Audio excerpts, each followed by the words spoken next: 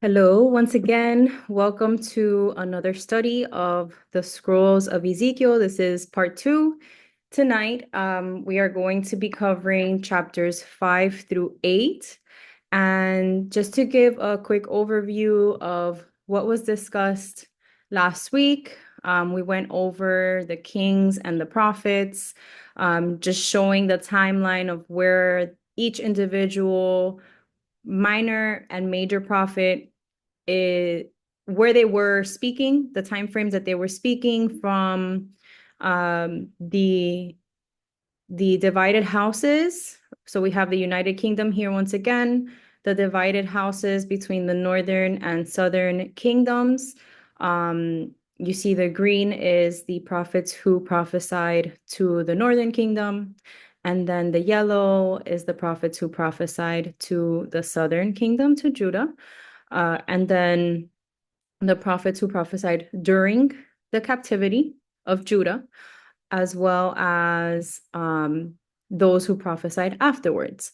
So we are here in Ezekiel's time, and this is what we are going to be covering for the next 11 weeks now. And if you recall, last week we also discussed the different interpretations of the timing of these scrolls when they were set in time, when Ezekiel was delivering the messages. And we are, according to this particular graph, which again, as I mentioned last week, I was not 100% sure. I am still not 100% sure of the exact timing of each. We do see a chronological explanation each time he begins to prophesy, the fifth month and the fifth day, etc. So we're gonna kind of stick with that part, but I do, just for the sake of growing minds and pushing ourselves to search out matters, I'm sharing this slide as well, just to give everybody, you know, what might be possible as far as when each of the scrolls and the chapters were spread apart. So in for the sake of review, I was in the book of James this week, and this chapter 5, it really magnified what we discussed last week with what we are called to do as children of the Most High, walking in His light, doing His kingdom work, and making sure that we do not have blood on our hands. So I'm just going to read these two precepts. So James 5:10 through 11, and this is the Berean Standard Bible versions. I don't know why Abba led me to this translation recently, and I've kind of been liking the way that it's broken down and the wording of it. So it says, brothers, as an example of patience in affliction, take the prophets who spoke in the name of the Adon. See how blessed we consider those who have persevered. You have heard of Job's perseverance and have seen the outcome from the Most High. The Adon is full of compassion and mercy.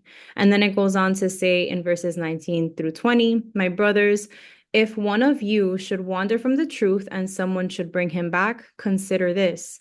Whoever turns a sinner from the error of his way will save his soul from death and cover over a multitude of sins. And one thing I want to point out in this and there's another precept that talks about how love covers over a multitude of sin. It doesn't mean that we turn the other cheek to sin by loving our neighbor.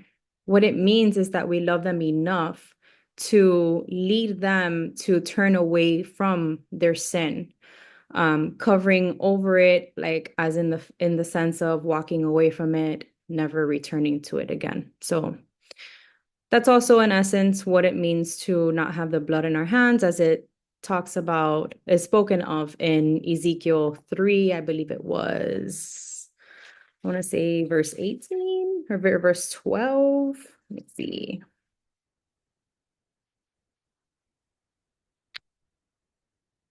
Yeah, no, I'm sorry. It was 18. So yes, just wanted to talk about that. And start off with that.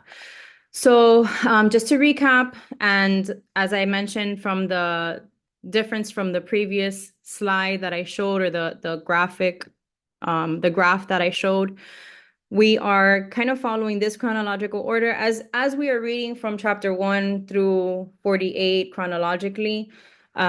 This is where we are. So we're in the section basically where Ezekiel is being given words to proclaim against Jerusalem, that Jerusalem must fall. So today we are going to be covering chapters 5, 6, 7, and 8.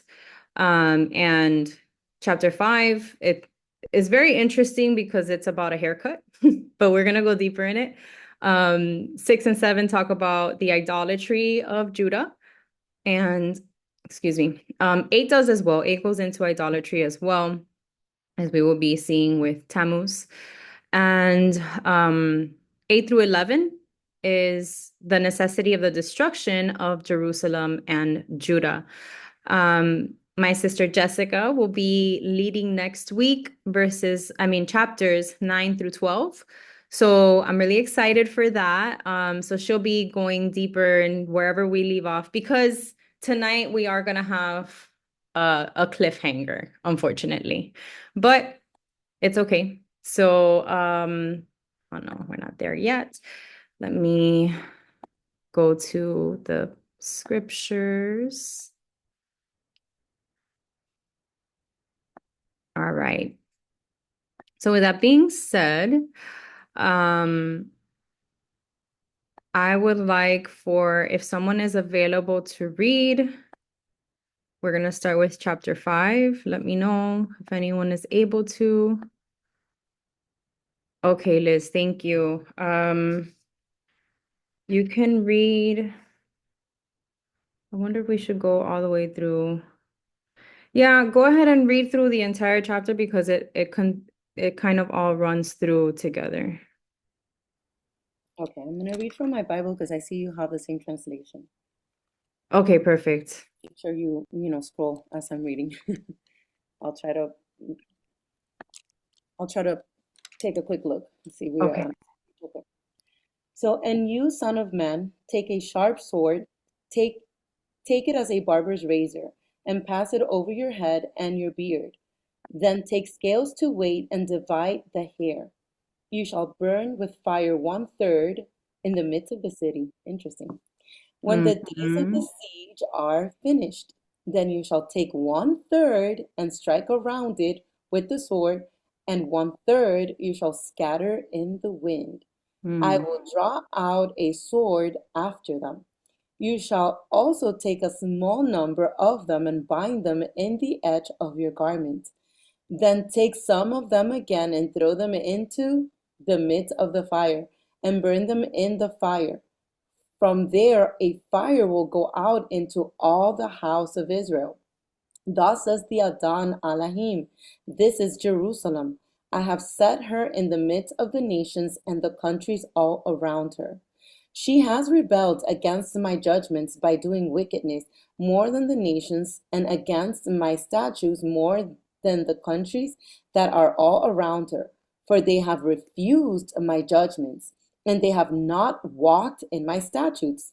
Therefore, thus says the Adon Elohim, because you have multiplied disobedience more than the nations that are all around you, have not walked in my statutes, nor kept my judgments, nor even done according to the judgments of the nations that are all around you. Therefore, thus says the Adon Elohim, indeed, even I, am against you, and will execute judgments in your midst in the sight of the nations, and I will do among you what I have never done, and the like of which I will never do again, because of all your abominations. Therefore, fathers shall eat their sons in your midst, and sons shall eat their fathers, and I will execute judgments among you. And all of you who remain I will scatter to all the winds. Therefore, as I live, says the Adon Elohim, surely because you have defiled my sanctuary with all your detestable things and with all your abominations, therefore I will also diminish you My eye will not spare, nor will I have any pity. 1/3 of you shall die of the pestilence, and be consumed with famine in your midst. And 1/3 shall fall by the sword all around you. And I will scatter another third to all the winds, and I will draw out a sword after them. Thus shall my anger be spent, and I will cause my fury to rest upon them, and I will be avenged. And they shall know that I, the Adon, have spoken it in my zeal, when I have spent my fury upon them. Moreover, I will make waste and reproach among the nations that are all around you, in the sight of all who pass by. So it shall be a reproach, a taunt, a lesson, and an astonishment to the nations that are all around you, when I execute judgments among you in anger and in fury, in furious rebukes. I, the Adon, have spoken.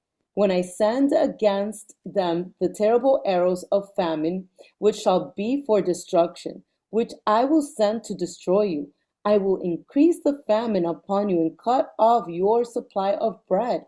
So I will send against you famine and wild beasts, and they will bereave you. Pestilence and blood shall pass through you, and I will bring the sword against you. I, the Adon, have spoken. Oof. He has surely spoken. Heavy, heavy, heavy words. So again, as we spoke last week, this book, it's describing how at some point the nations became so dreadful that even, and we're going to see this, ongoing throughout the chapters, that even the cry of the righteous could not ease the tide of what was to come. And this is where today, where we are headed. This generation, our generation, must heed the words of the prophets of old, because this is coming true in our day and in our time. And our awareness is what will equip us to prevent essentially what will be a trembling in our loins and allow us, as the elect, to minister to those whose loins are trembling, giving them a vision of hope. And, a lot of people are led by fear, and led by what they see in the news, and just it's a lot to take in. So that's why I feel that us, as the remnant, those who are in the truth, those who are seeking to be obedient to his word, must remain fed, must remain in him, and denying our flesh, taking up our cross daily, and following our Mashiach. So just to jump right in, verse 1, we see the instruction of what Ezekiel was told to do. So last week, we spoke about how he had to lay down on his side, on his left side for 390 days, and then on his right side for 40 days, as a representation of the years of we were talking about how it started from the division of the kingdoms all the way through to the captivity. There's other, again, because of biblical interpretation, there's other interpretations of what this may mean. There was a lot of numbers and math towards the end that I spoke of that still kind of made my head spin. That I still don't truly understand myself, but ultimately the math leading up to the end of times as well, multiplying the 390 by, I think it was like 20, by a number. I don't remember exactly what. And that just goes to show you that it didn't really like stick and wasn't revealed to me. Hopefully, if that's what it is, the Ruach will reveal it to us in time. Um, but yes, the 1/3, I was actually trying to look for the connecting precept. So if you have it, Liz, please share it, because I I did a search to like try to include that, but for some reason I couldn't find it. And I know that it's somewhere. I thought it was maybe in Revelation or in Isaiah or even in Daniel, but I or maybe Matthew. I'm not sure exactly which one it was, but I honestly could not find Zechariah. Maybe I do have Zechariah. I have Zechariah 13 here, but not verse 9. Um, do I have it? Oh, I have I have Zechariah 13:8. So I'll add it in really quick and then we can read it.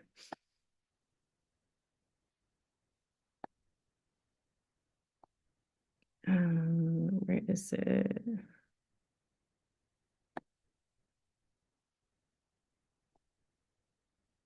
Did I not even include it? Let's see. It should have been one of the first ones. That's so crazy. Zechariah.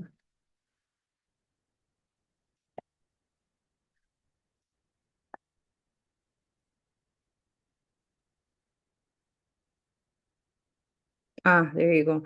That's again super weird that for some reason I got to, oh no, but it is. It's included here in verse 8 as well. Okay. Yeah, that one I saw too with the 1/3 of the stars of heaven cast down to earth. But I also thought about that being correlated to the fallen angels or the angels. Not sure, but I'm pretty sure I included that one somewhere as well. So, okay, let's jump right into these biblical connections. Mm-hmm. I agree. Yes, there is a mystery with us and the fallen angels. Okay, so verse 1.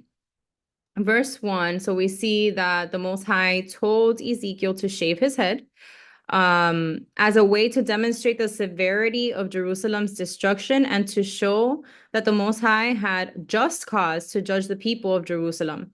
So Ezekiel's act of shaving was a way to show humility, shame, mourning, and repentance. So this was basically from to show that for those to whom much is given, much will be expected. And this is what as a sign of obedience, Ezekiel did it. There are many things that he didn't question the Most High about when he was instructed to do it. And if you guys recall last week, Yasmin was really funny. Like she got disgusted when we were talking about when Ezekiel was having to lay on his side. He was instructed to cook his food on the dung of humans. And that was where he was like, wait, whoa, I've never eaten anything unclean. So Abba, the compromise was, okay, well, you can cook it then on the dung of cows. So yeah, he was instructed to do a lot of crazy things as basically as dramatization to show the people that Abba was not playing around with what he was, with the judgment that he was about to give them or how long and everything that was about to happen. Um, Hi, Karina. Hi, everybody who joined. Welcome. So glad you guys are here. All right. So let's go into it. So we have, if as we know in the Levitical law, the men were called to not shave their heads. That was again a sign of humiliation, a sign of defiance, and not walking according to the Most High's will. So Leviticus 21:5 says, "They shall not make any bald place on their heads, nor shall they shave the edges of their beards, nor make any cuttings in their flesh." That's obviously we know the second part has to do with something else, tattoos, for example, but we do see that the specific instruction for men was for them not to shave their heads nor shave their beards, and this was biblical in that time. I think today maybe it's a little bit different, um, there are men who choose not to shave their beards at all, and I guess it's their sign of or their way of showing obedience to the Most High in that way as well, not shaving their heads, not shaving their beards. Now moving on, we see we're going right into the scattering. Oh, Liz is saying, funny how his hair is representing four groups in Jerusalem and each hair suffers, but not all in the same way. Yes. Yeah, he has to keep some. Well, as it says, yeah, take a third and strike it. Some will go on fire, keep a few hairs and tuck them in. And again, like you said, some were gonna be scattered, some were gonna be put away, some were going to be set on fire, thrown into the fire and burnt up. And on those I found interesting too how it says that those who the fire would, let's see, where is it, take some of them again and throw them into the midst of the fire and burn them in the fire, and from there a fire will go out into all the house of Israel. Like they would basically, I don't know how to say, maybe be like a catalyst for everyone being set on fire, not in a good way. Maybe some form of purification or cleansing of the people, removing the wheat from the chaff. I don't know. Very, very interesting wording here for sure. And so a few connections. Thank you, Liz, for confirming with Zechariah 13:8 and well, 13:9. I had 8 here written in my Bible too. We have and it says here, and it shall come to pass in all the lands. And well, I just wanted to make a point. We see that it's mentioned here in verse 2 and then again in verse 12, the scattering of the one third. So it says once again, and it shall come to pass in all the land, says the Most High, that two thirds in it shall be cut off and die, but one third shall be left in it. I will bring the one third through the fire, will refine them as silver is refined, and test them as gold is tested. They will call on my name, and I will answer them. I will say, this is my people, and each one will say, the Adon is my Elohim. This is beautiful because it just goes to show that this is what the remnant is. This is who the remnant is. Those who keep the commandments and guard the testimony of the Messiah. And that's what it boils down to, as well as Ecclesiastes 12, 13, 14. We've said this precept over and over again. This is the end of the matter. Keep his commandments, for this is the duty of mankind. And that's what we are called to do. And that's what will make us be that one third, because as we choose to walk with him, to walk as he walked, little by little, our flesh gets burned away. Little by little, we become refined. Little by little, we turn away from our sinful nature and, ensure our salvation. Yes, the few who truly seek him and are walking in his truth. And Jessica said the Revelation verse that says the one who holds the testimony of Messiah and keep the commandments of the Most High. Exactly. Yes. I think that's in Revelations 21, or I was looking for it earlier today too when I posted on Instagram. Um and I just paraphrased it because yeah, that's one of those that's just like written on my heart at this point, and that I stand by because it's in the beginning and we see it again in the end for those who say that the law was done away with. Obviously it was not.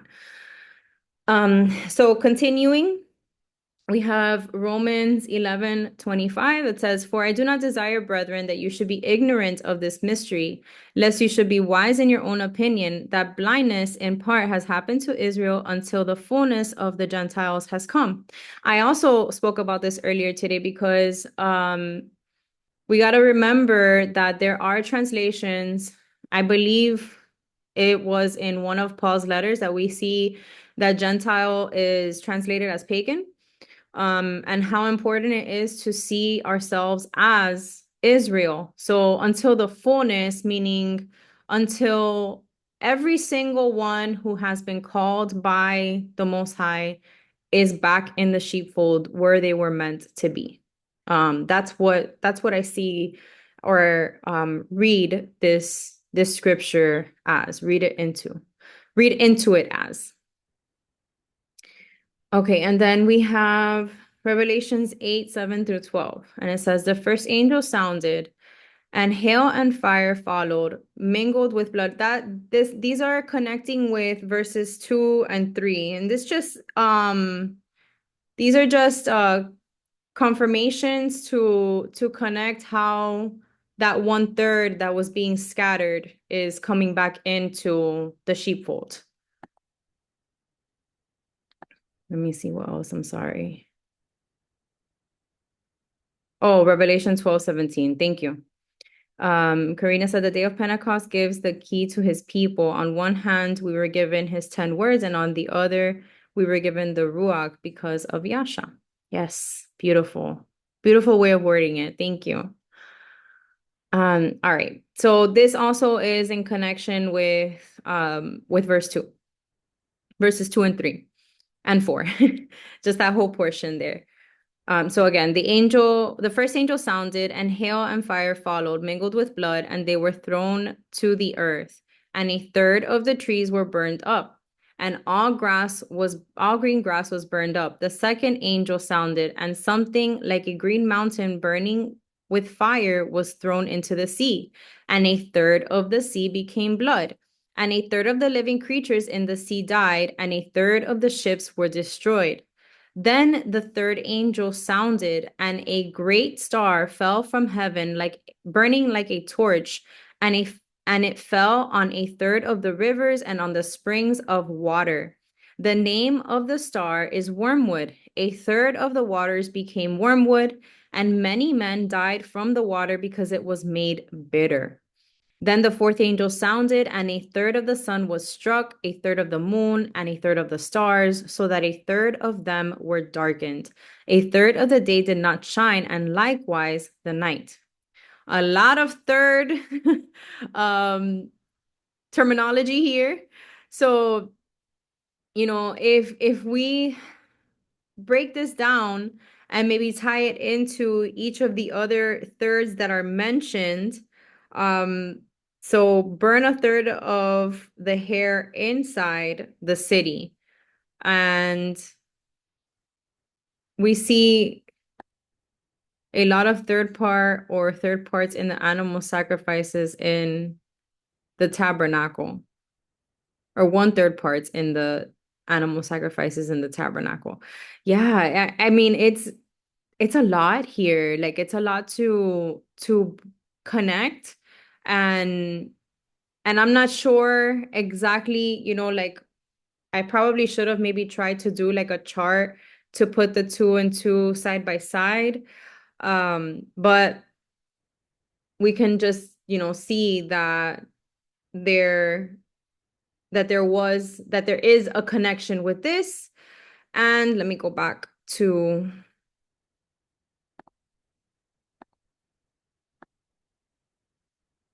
let's see.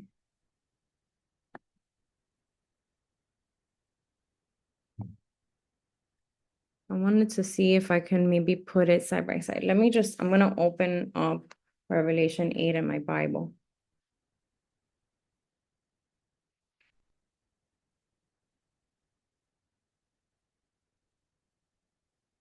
Okay. So the first angel sounded his trumpet, and there came hail and fire mixed with blood, and it was hurled down to earth. 1/3 of the earth was burned, 1/3 of the trees were burned up, and all the green grass was burned up. So we see here it's talking about the 1/3 in the midst of the city when the siege was finished. We also see the animals are mentioned. We also see that let's see, I saw something about the ships as well. Where was it that I saw it? Oh no, that was here in, yeah, the third of the sea was turned into blood. The third of the ships were set ablaze or destroyed. The living creatures in the sea died. So it is just a lot of connections here with these scriptures, and I imagine that in time we will see these things come to pass some way and somehow, um, and it will be biblical. All right. So moving forward, I also have Jeremiah 52:16, connecting with verse 4. Let me make sure that it's verse 4 or verse 5. This is what the sovereign Adon says. This is Jerusalem, which I have set in the center of the nations, with countries all around her. So that's verse 5. And then Jeremiah 52:16 says, But Nebuzaradan, the captain of the guard, left some of the poor of the land as vine dressers and farmers. Well, this is speaking about what took place once Judah went into captivity, how they took first I guess you could say maybe a third of the people or two-thirds of the people, and there was a remnant that remained in Judah, and it was the poor people, the poor of the land, the vine dressers and the farmers. So very interesting that um they chose to take the best of the best first, so to speak, like the princes, the guards, like all of the high status people were taken into captivity first, and it was the poor and the destitute that were left behind. So just food for thought there. We're going to read a lot of Leviticus 26 today. I did pull up the entire chapter, but we're going to read like a good portion of it later. Well, it's in this chapter, but over the next few portions. But just to connect this with verse 6, Leviticus 26:13 through 16, it says, I am the Adon your Elohim, who brought you out of the land of Egypt, that you should not be their slaves. I have broken the bands of your yoke and made you walk upright. But if you do not obey me and do not observe all these commandments, and if you despise my statutes, or if your soul abhors my judgments, so that you do not perform all my commandments, but break my covenant, I also will do this to you. I will even appoint terror over you, wasting disease and fever, which shall consume the eyes and cause sorrow of the heart. And you shall sow your seed in vain, for your enemies shall eat it. So again, we see how this is going hand in hand with what is said here. This was the result. This is him. This is the Most High expressing his anger for them not following what it said in Leviticus 26. So here it says in verse 6, once again, she has rebelled against my judgments by doing wickedness more than the nations, and against my statutes more than the countries that are all around her. For they have refused my judgments, and they have not walked in my statutes. And something that I love about this verse here, it says, I brought you out of the land of Egypt that you should not be their slaves. I have broken the bands of your yoke and made you walk upright. So it was as if they were yoked downward, like walking, how animals who have yokes around them, they're walking on all fours. And he caused his people to walk upright, holding their head up high. Um, Yes, Leviticus 26 and Deuteronomy 28. As you know, Deuteronomy is a second witness to Leviticus, to the Torah, like to the law that was given. So Leviticus 26 and Deuteronomy 28 are pretty much one and the same, I guess. Deuteronomy 28 does add a little bit more as well. And I think I have some Deuteronomy 28 to read also. And as we read last week, we know Jonah was also commissioned to go and speak to release the burden.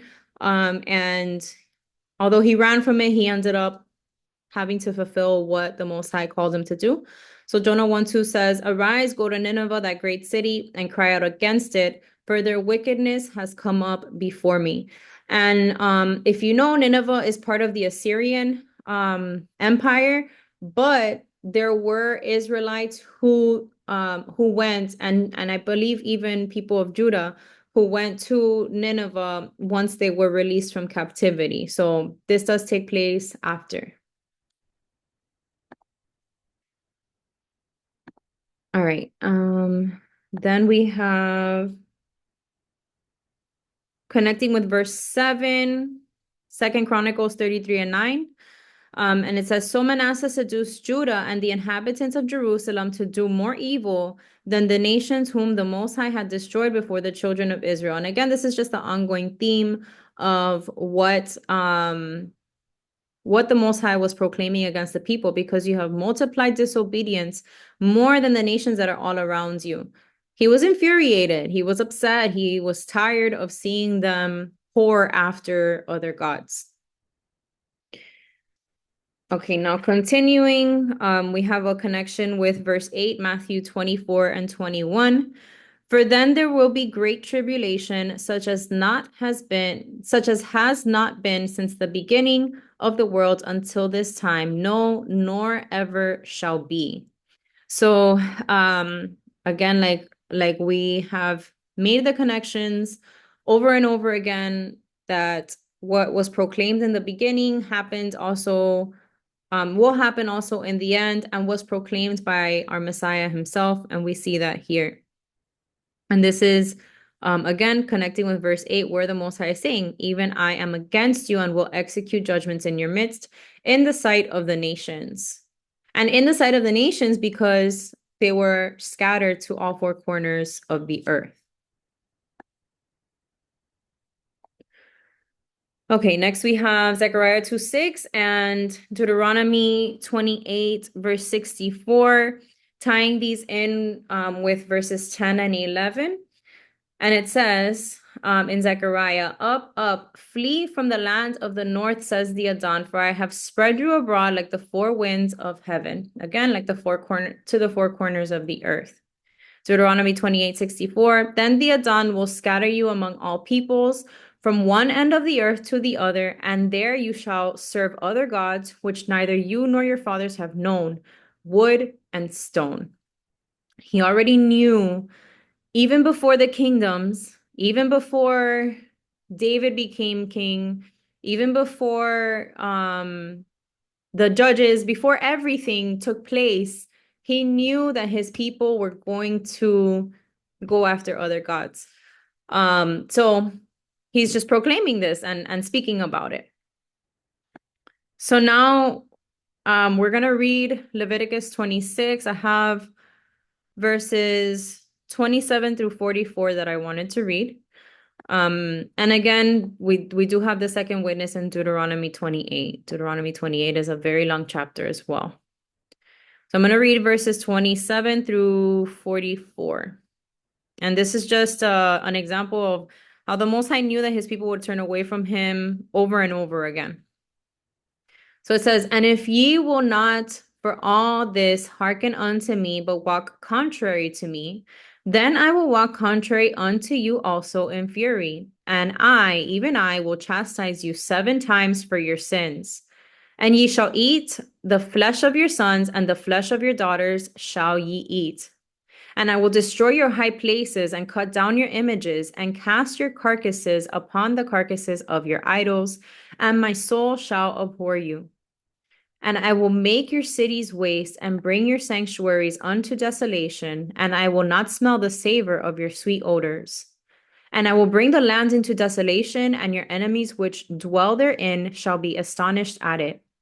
And I will scatter you among the heathen, and will draw out a sword after you, and your land shall be desolate, and your cities waste. Then shall the land enjoy her Sabbaths, as long as it lieth desolate, and ye be in your enemy's land. Even then shall the land rest, and enjoy her Sabbaths. As long as it lieth desolate, it shall rest, because it did not rest in your Sabbaths when ye dwelt upon it. And upon them that are left alive of you, I will send a faintness into their hearts in the land of their enemies. And the sound of a shaken leaf shall chase them, and they shall flee, as fleeing from a sword, and they shall fall when none pursueth. And they shall fall one upon another, as it were before a sword, when none pursueth. And ye shall have no power to stand before your enemies. And ye shall perish among the heathen, and the land of your enemies shall eat you up. And they that are left of you shall pine away in their iniquity in your enemies' lands. And also in the iniquities of their fathers shall they pine away with them. If they shall confess their iniquity and the iniquity of their fathers, with their trespass which they trespassed against me, and that also they have walked contrary to me, and that I also have walked contrary unto them and have brought them into the land of their enemies. If then their uncircumcised hearts be humbled, and they then accept of the punishment of their iniquity, then I will remember my covenant with Jacob, and also my covenant with Isaac, and also my covenant with Abraham will I remember, and I will remember the land. The land also shall be left of them, and shall endure her Sabbaths, while she lieth desolate without them.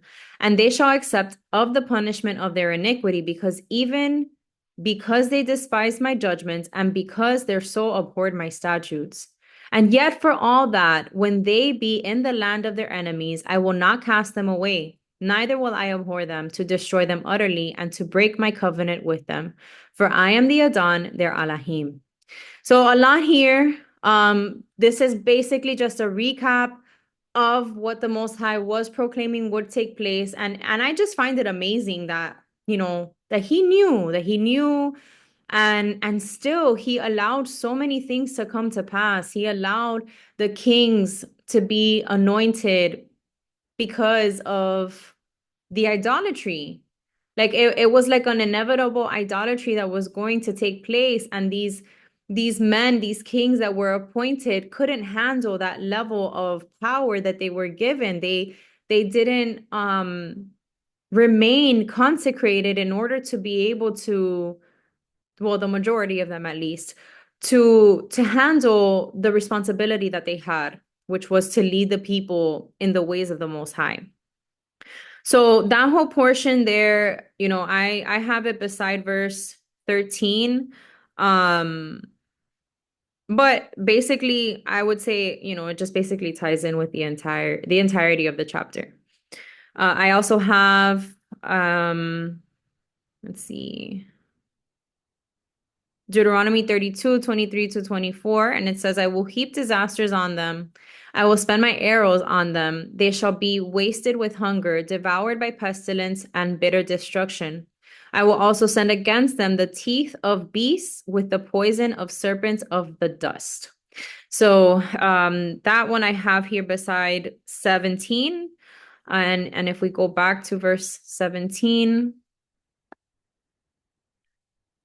it says, So I will send against you famine and wild beasts, and they will bereave you. Pestilence and blood shall pass through you, and I will bring the sword against you. I, the Adon, have spoken.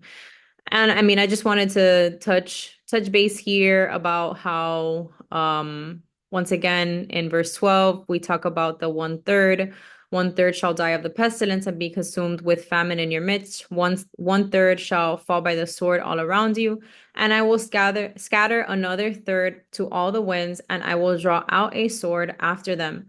Which once again just goes to show that those who are scattered out in the nations, those are the ones who are being called back to him. And so I did have another portion here of Leviticus 26. And that's just verses 22 to 25, which we probably should have just read it from the beginning. But anyway, this also ties in with verse 17, and it says, I will also send wild beasts among you, which shall rob you of your children and destroy your cattle and make you few in number, and your highways shall be desolate. And if ye will not be reformed by me by these things, but will walk contrary unto me, then will I also walk contrary unto you, and will punish you yet 7 times for your sins. And I will bring a sword upon you, I will bring a sword upon you that shall avenge the quarrel of my covenant. And when ye are gathered together within your cities, I will send the pestilence among you, and ye shall be delivered into the hands of the enemy. So again, he spoke it before, and he's speaking it now as if he is reminding them of what he had already told them, or what he had already warned them of what he would do if they had continued in the idolatry. So now we're just going to continue talking about more judgment. As you see here, it says more judgment on idolatrous Israel. Jessica, you said that you would be able to read, right? Yes. Okay.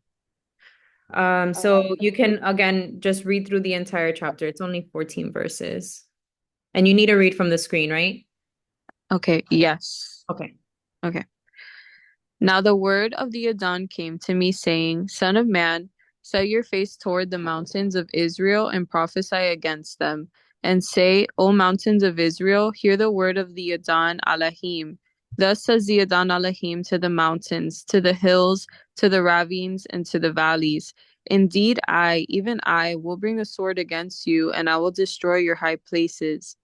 Then your altars shall be desolate, your incense altars shall be broken, and I will cast down your slain men before your idols. And I will lay the corpses of the children of Israel before their idols. Ooh. And I will scatter your bones all around your altars. In all your dwelling places, the city shall be laid waste, and the high places shall be desolate, so that your altars may be laid waste and made desolate. Your idols may be broken and made to cease. Your incense altars may be cut down, and your works may be abolished. The slain shall fall in your midst, and you shall know that I am the Most High. Yet I will leave a remnant, so that you may have some who escape the sword among the nations when you are scattered through the countries. Then those of you who escape will remember me among the nations where they are carried captive, because I was crushed by their adulterous heart, which has departed from me. And their eyes, which play the harlot after their idols, they will loathe themselves for the evils which they committed in all their abominations. And they shall know that I am the Most High. I have not said in vain that I would bring this calamity upon them. Thus says the Most High, Elohim, pound your fists and stamp your feet, and say, Alas for all the evil abominations of the house of Israel, for they shall fall by the sword, by famine, and by pestilence. He who is far off shall die by the pestilence. He who is near shall fall by the sword, and he who remains is besieged shall die by the famine. Thus will I spend my fury upon them. Then you shall know that I am the Most High, when their slain are among their idols, all around their altars, on every high hill, on all the mountain tops, under every green tree, and under every thick oak, wherever they offered sweet incense to all their idols. So I will stretch out my hand against them and make the land desolate. Yes, more desolate than the wilderness toward Diblah and all their dwelling places. Then they shall know that I am the Most High. Oh.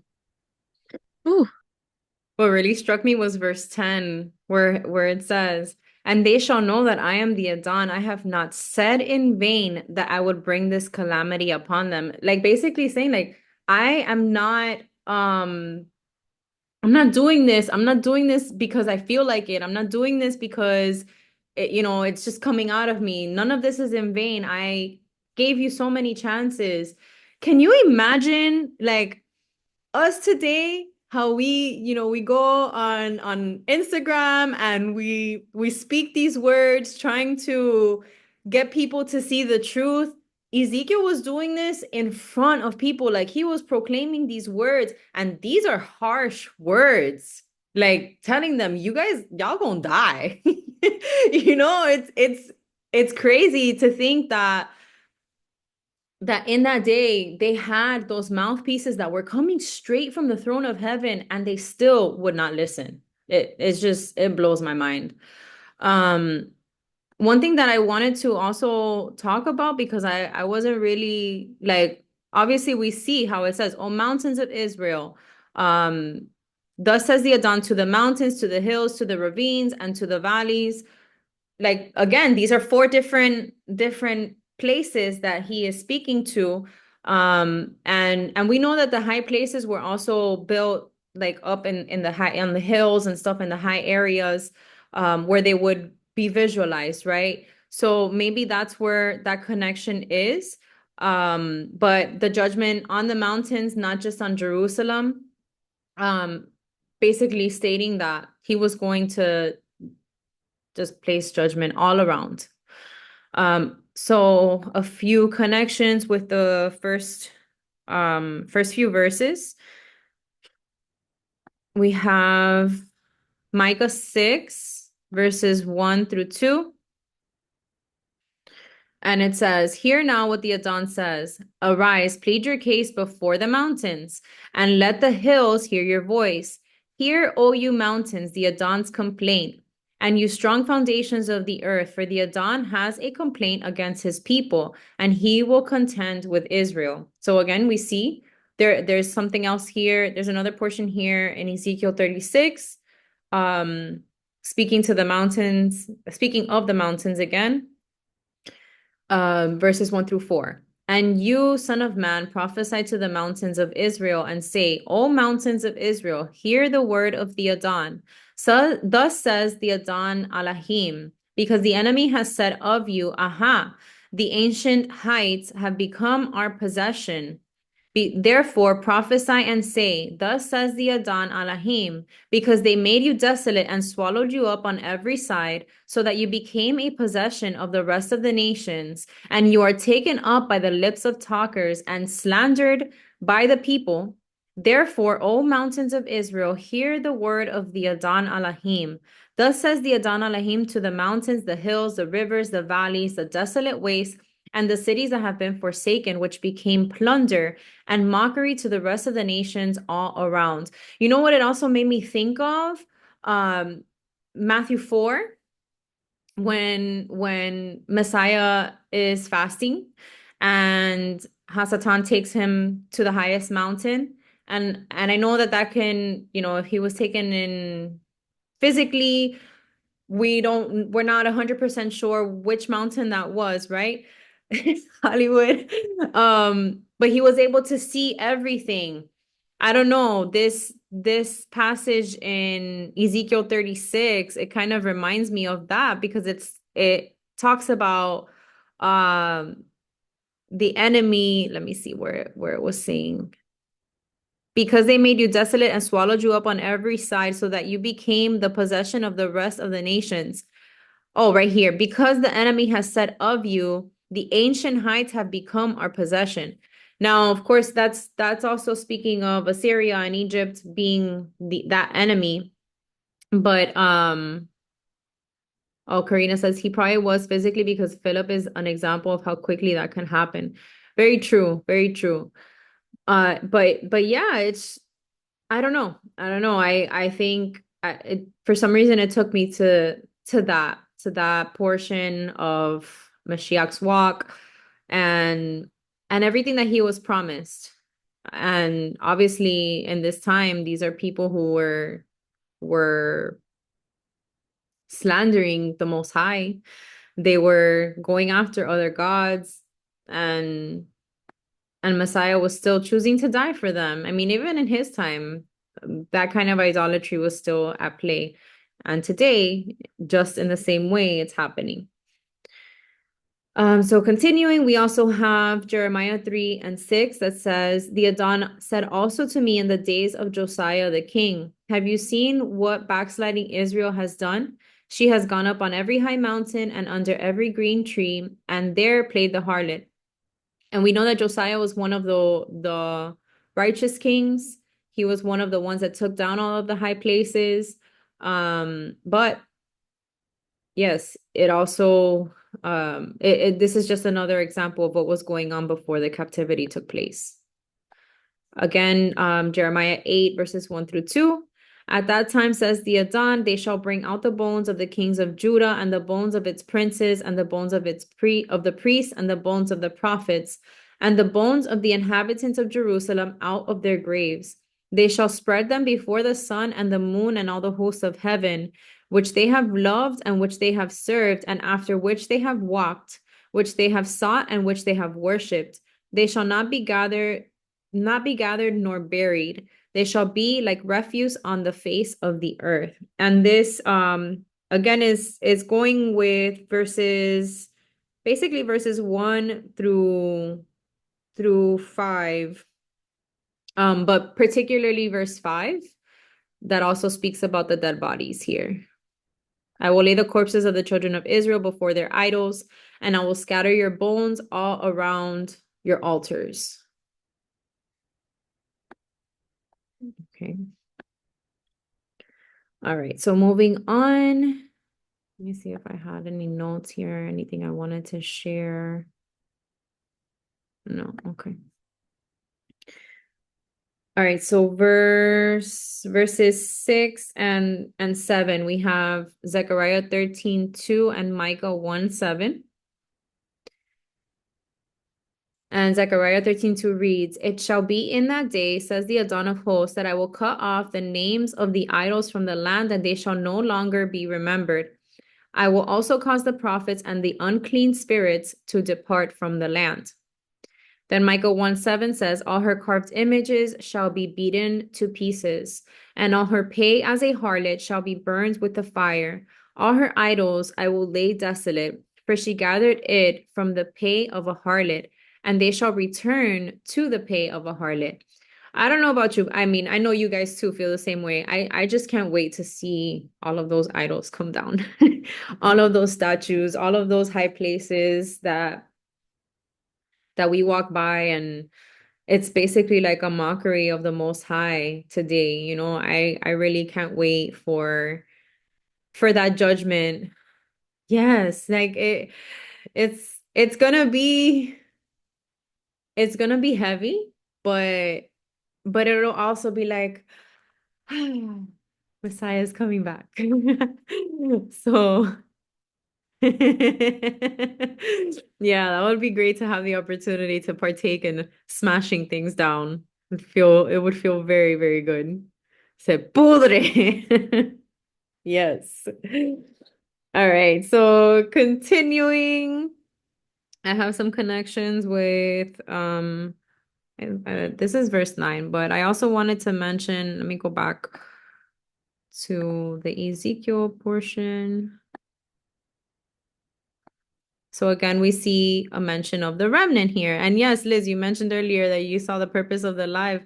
It's like not just today, but like in the last like 2 weeks, I even found myself, and I shared this with a few of the girls, like I even found myself on my knees one day praying, like, Abba, what if I'm not doing, like, what if I'm not living a life that is pleasing enough to you to the point where I will not have a room in one of the rooms that is in your kingdom. Obviously that's not something, that's not a good thought to have, but I was pouring my heart out to him, and that led me to also, just really keep thinking about who the remnant truly is. There is a remnant that will be saved even now. There was a remnant back then. There was a people who was scattered, and they were saved from all of the judgment that the Most High was placing on the people. But at the same time, if we look at it in a stance of today, we know that Abba is doing that even now. So um, we just have to keep that in mind and let that drive what we do. Um, oh, Karina said, I want to share something. I don't need to be unmuted, but you can read this.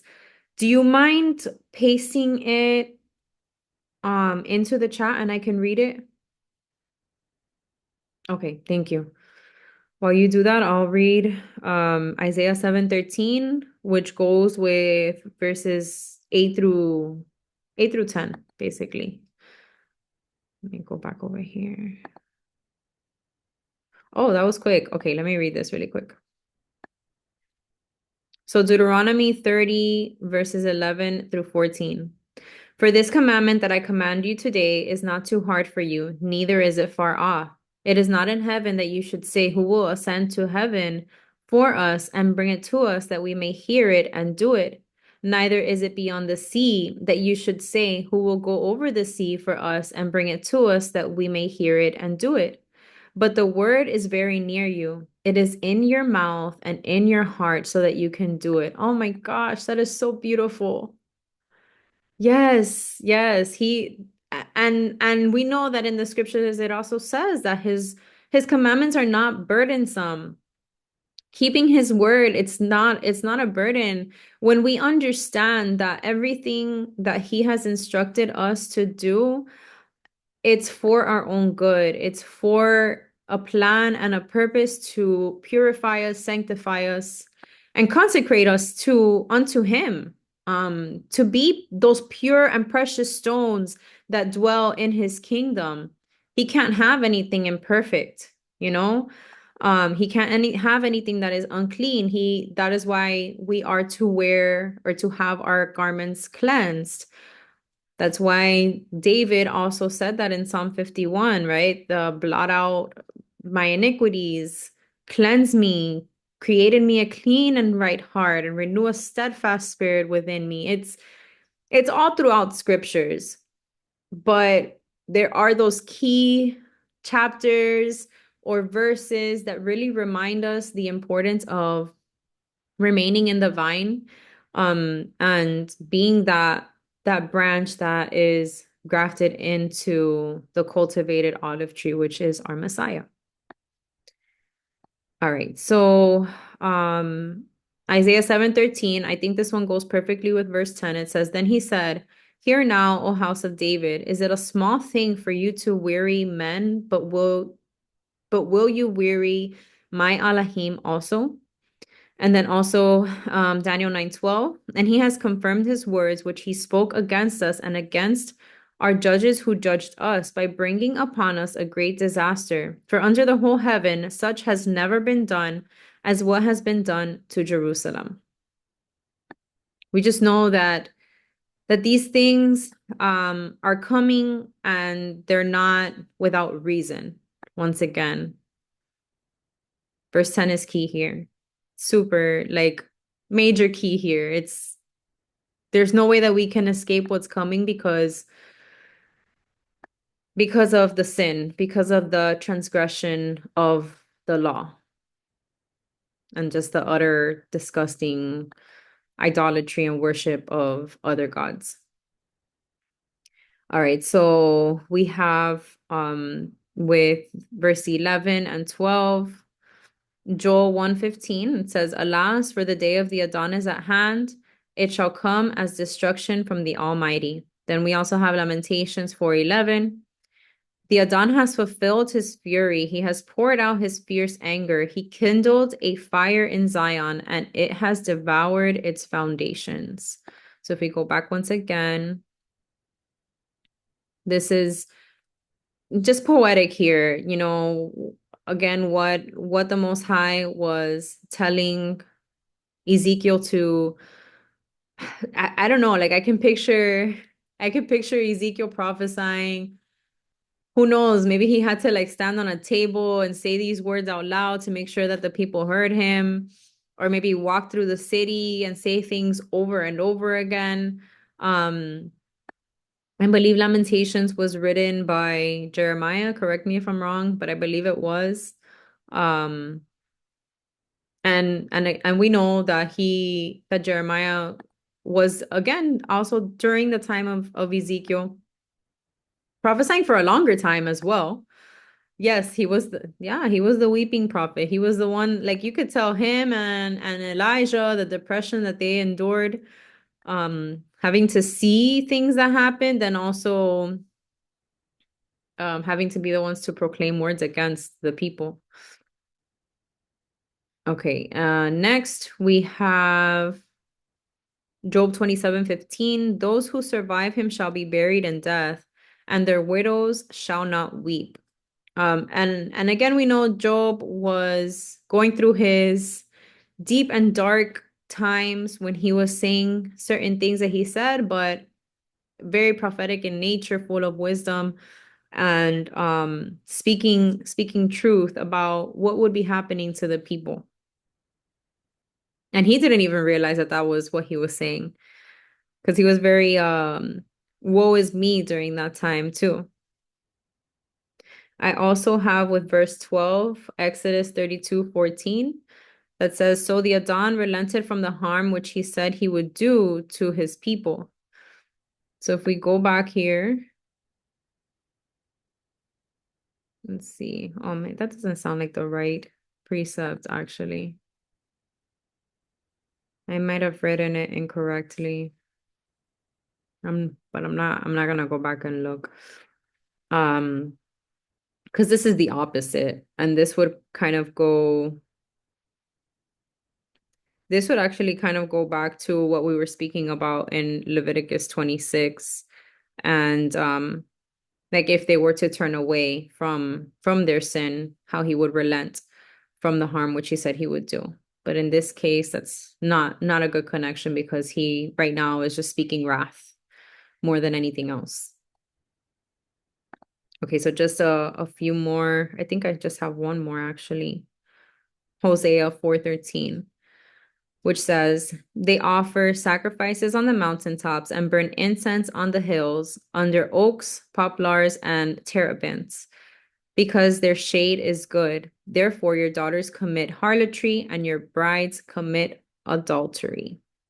And this one goes with verse 13, which was speaking of the different trees and where they offered the incense to all their idols. Okay, and that is chapter 6. Yeah, I don't think I had anything else to add to that.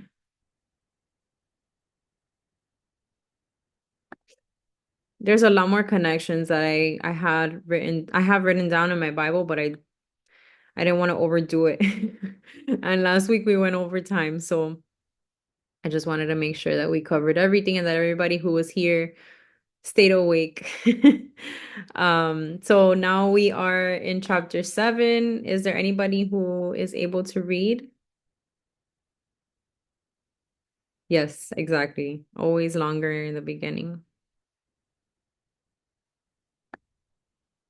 Okay. Yes, please, Liz. Thank you. The whole chapter? Um, yeah, yes, because this one is I don't know if it's a song or a poem, but it all goes. Well, you know what? You can stop in verse 13 and then we'll continue after that. Okay. Moreover, the word of the Adon came to me, saying, And you, son of man, thus says the Adon Elohim to the land of Israel, An end, the end, has come upon the four corners of the land. Now the end has come upon you, and I will send my anger against you. I will judge you according to your ways, and I will repay you for all your abominations. My eye will not spare you, nor will I have pity, but I will repay your ways, and your abominations will be in your midst. Then you shall know that I am the Adon. Thus says the Adon Elohim, a disaster, a singular disaster. Behold, it has come. An end has come. The end has come. It has dawned for you. Behold, it has come. Doom has come to you, you who dwell in the land. The time has come, a day of trouble is near, and not of rejoicing in the mountains. Now upon you I will soon pour out my fury, and spend my anger upon you. I will judge you according to your ways, and I will repay you for all your abominations. My eye will not spare, nor will I have pity. I will repay you according to your ways, and your abominations will be in your midst. Then you shall know that I am the Adon who strikes. Behold, the day, behold, it has come. Doom has gone out. The rod has blossomed. Pride has budded. Violence has risen up into a rod of wickedness. None of them shall remain, none of their multitude, none of them, nor shall there be wailing for them. The time has come, the day draws near. Let not the buyer rejoice, nor the seller mourn, for wrath is on their whole multitude. For the seller shall not return to what has been sold, though he may still be alive, for the vision concerns the whole multitude, and it shall not turn back. No one will strengthen himself who lives in iniquity.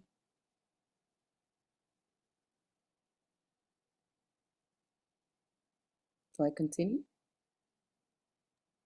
Sorry, I was looking for the bar on the top to unmute myself.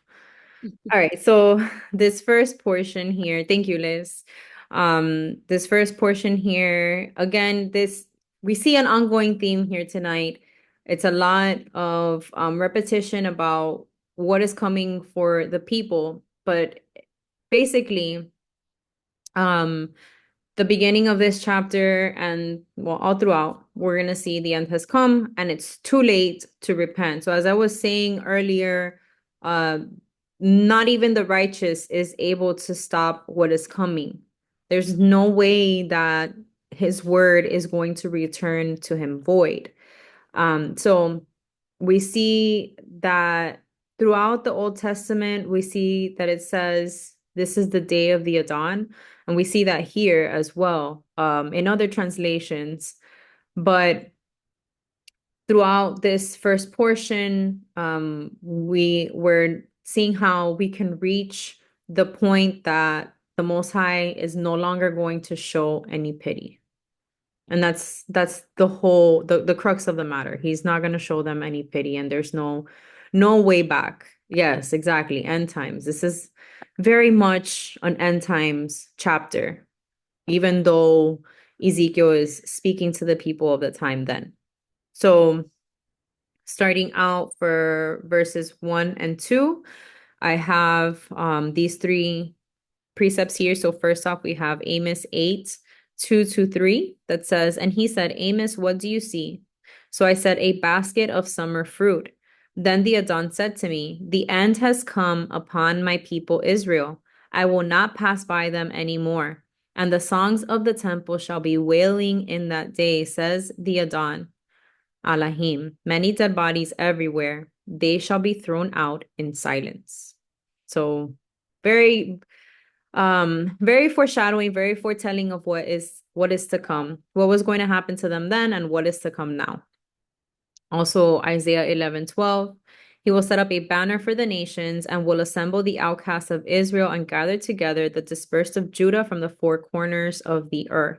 So we see here also that his remnant will be able to be protected in the midst of the calamity that is to come.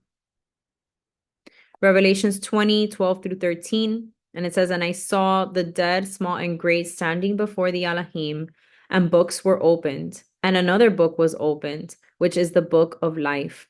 And the dead were judged according to their works by the things which were written in the books. The sea gave up the dead who were in it, and death and Hades delivered up the dead who were in them, and they were judged, each one according to his works.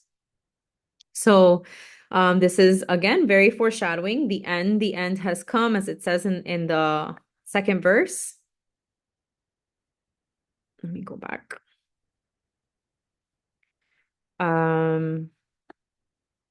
See, an end, the end has come upon the four corners of the land. It's gonna happen.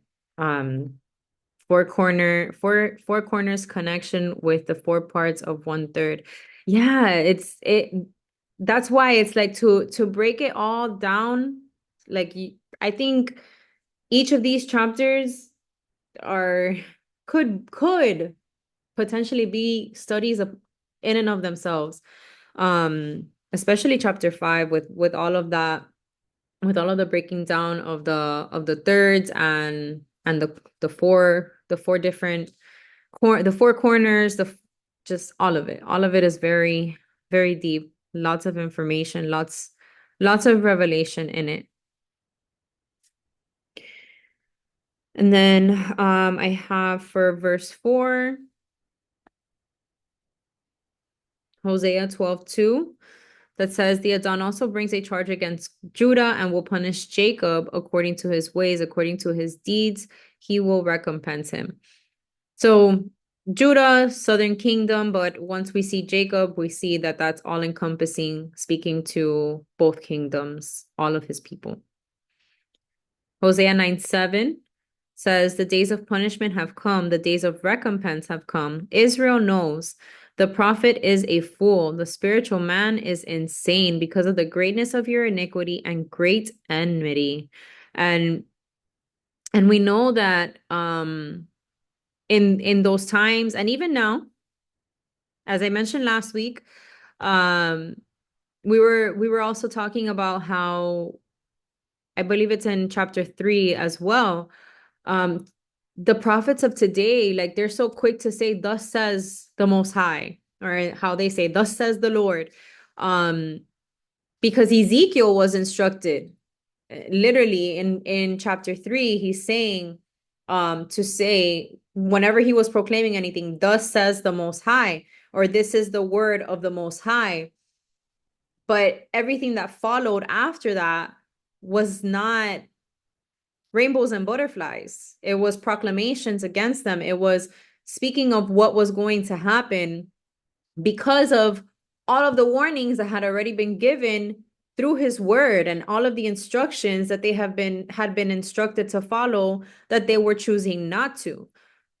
So the prophets of today are like this: the prophet is a fool, the spiritual man is insane. Those are like the ones who are not speaking the truth. Or if you look at it in another way, the prophets that were proclaiming the calamity that was to come would be also looked at as fools.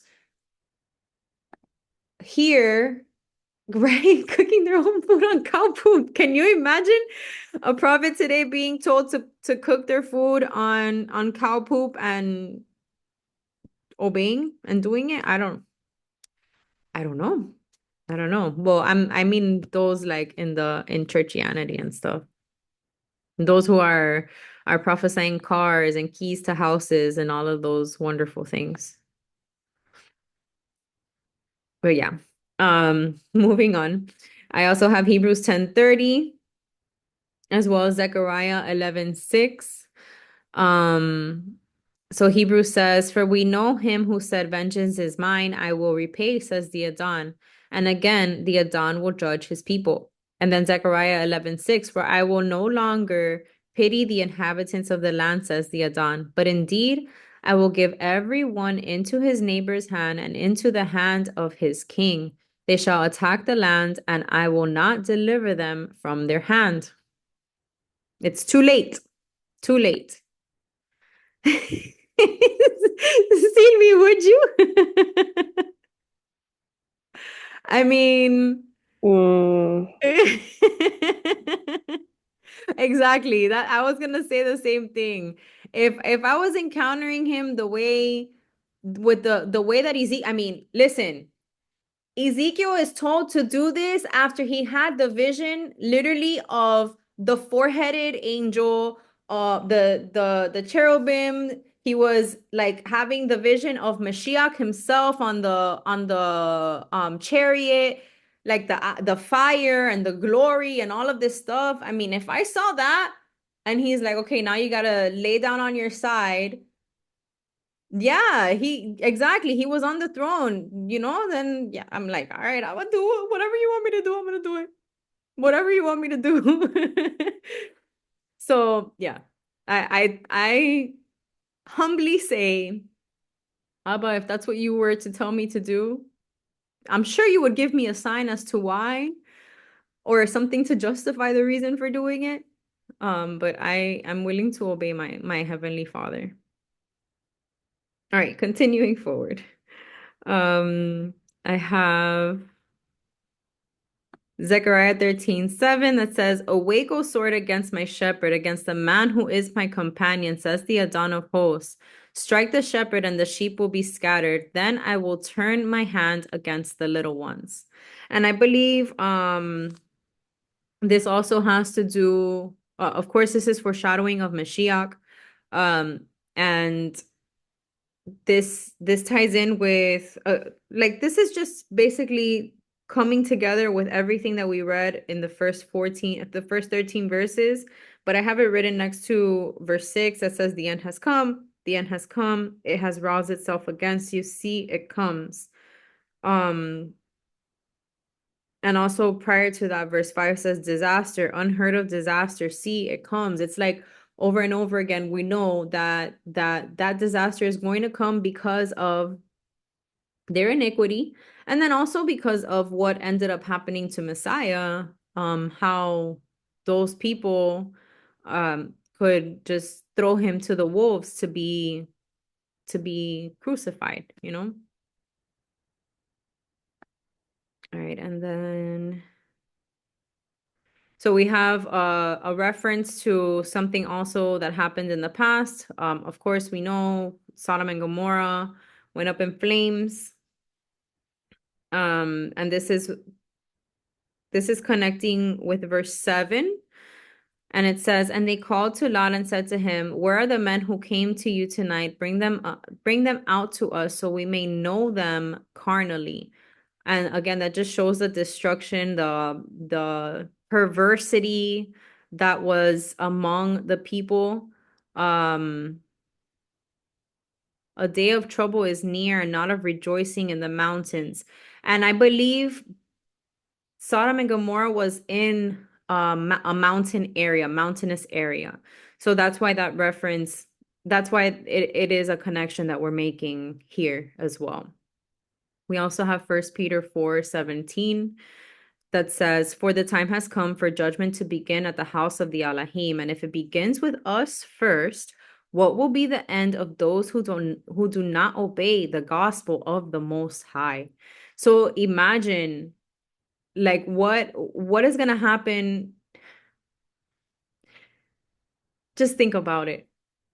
The destruction that will happen to believers who deny him is heavy. But what about those who are completely turned away from him, who reject him altogether? Not only are they going to have to face the music and see that, wow, those who tried to warn me were right all along, but they're also going to have to reap those consequences. I mean, yeah, I think it's both an internal and an external type of suffering that an unbeliever will experience. Um, but yeah, I also think obviously guilt because of believers who know, and that, and I would even say, because there's levels to it, right? There's levels to understanding. There's Yeah, exactly. There's levels to a believer who is in the truth, who has received the revelation of keeping his commandments, of keeping Shabbat, of keeping the Moedims, all of the things, and intentionally turns away from it because of sin, versus a believer that is caught up in churchianity and rejects the truth. I mean, those are the ones who will say Adon Adon in that day and will be turned away, right? Those will be the ones who yeah, those will be the ones who proclaimed all their lives that they knew that they were going to go to heaven because they were saved by grace. You know what I'm saying? Like I think even those fall into this category. But we'll only know when that day comes, if we're able to witness it, or if we are called to witness it, you know. But yeah, my heart is heavy. My heart is always heavy for those who I've tried to speak truth to, um who have looked at me like I'm crazy. And I just pray that my life would be an example. May we all pray that our lives would be an example, and continue to pray, Abba, send the laborers to water the seeds that we have sown, that have been rejected, because what more can we do, you know? We've tried. I know all of us here have tried. We've all tried to speak the truth to our loved ones. So I pray that we would just continue to do his work, because that's what we're doing here. We're laboring, and our labor is not in vain. All right. Verse 8, we have Nahum 1:6, and it says, "Who can stand before his indignation? And who can endure the fierceness of his anger? His fury is poured out like fire, and the rocks are thrown down by him." Great connection to this whole portion here. And then also Galatians 6:7, "Do not be deceived, the Most High is not mocked. For whatever a man sows, that he will also reap." So that's pretty on point for even what we were just discussing. Continuing, we have Numbers 17:5, and it says, "And it shall be that the rod of the man who I choose will blossom. Thus I will rid myself of the complaints of the children of Israel, which they make against you." And this goes with verse 10, which says here, "The rod has blossomed and pride has budded." So obviously, this is the wrong type of blossoming that took place, which blossomed pride. And this here in Numbers was the example of, it's just an example of how the rod was a symbol of the Most High's, I guess, approval, if you will, for one person over another. First Thessalonians 5, verses 1 through 4 says, "But concerning the times and the seasons, brethren, you have no need that I should write to you, for you yourselves know perfectly that the day of the Adon so comes as a thief in the night. For when they say peace and safety, then sudden destruction comes upon them as labor, pains upon a pregnant woman, and they shall not escape. But you, brethren, are not in darkness, so that this day should overtake you as a thief." So this again, it's tying it in with 10 and 11. Obviously, we know that the people who are going through this type of struggle and the violence has risen up, the violence has risen up into a rod of wickedness, how none of them shall remain, none of their multitude, all of this stuff, they will be taken by surprise. They will not be expecting it. They will see it coming and or see it happening and say, "Wow, like I never knew that this was gonna happen." But we know that those of us who are in the light, those of us who are watching and praying and looking up to the heavens and trying to interpret the signs of the times, and more importantly, trying to stay close to our Heavenly Father so that He can speak to us and guide us and lead us to those living waters, we will not be taken by surprise. We must just continue to pray that that will be the case. All right, so verse 11, again, Isaiah 59, 6 through 8, it says, "Their webs will not become garments, nor will they cover themselves with their works. Their works are works of iniquity, and the act of violence is in their hands. Their feet run to evil, and they make haste to shed innocent blood. Their thoughts are thoughts of iniquity. Wasting and destruction are in their paths. The way of peace they have not known, and there is no justice in their ways. They have made themselves crooked paths. Whoever takes the way shall not know peace." I'm starting to understand why that other chart that I shared, because let me go back over here. Why this particular chart says that the 13th scroll, the last scroll of Ezekiel, is chapters 1 through 7. And the reason why it's making more sense that this would be the last one is because, I mean, I guess we'll see as we continue to read through the chapters, but these are very, very similar or like very end times like, you know? So I don't know. I guess again, we'll see as we unfold and continue to eat these scrolls and break down the chapters. Oh, Anita, you made it. I don't know how long you've been on, but welcome. Um, we're a little more than halfway through, sis. Okay, so let me continue. I also have First Corinthians 7:29 through 31, and James 5:8 through 9. And funny enough, I know that I shared that in the beginning as well.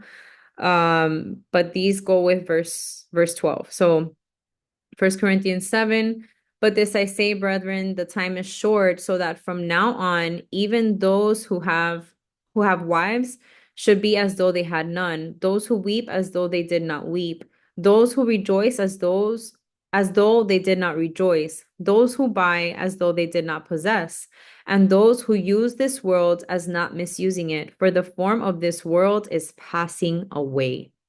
And then James 5, you also be patient, establish your hearts, for the coming of the Adon is at hand. Do not grumble against one another, brethren, lest you be condemned. Behold, the judge is standing at the door. The judge is watching to see, will we love ourselves or love our neighbor as ourselves and love the Most High with all of our hearts. Okay, so now we can complete the chapter, Liz. Just verses 14 and on. They have blown the trumpet and made everyone ready, but no one goes to battle. For my wrath is on all their multitude. The sword is outside, and the pestilence and famine within.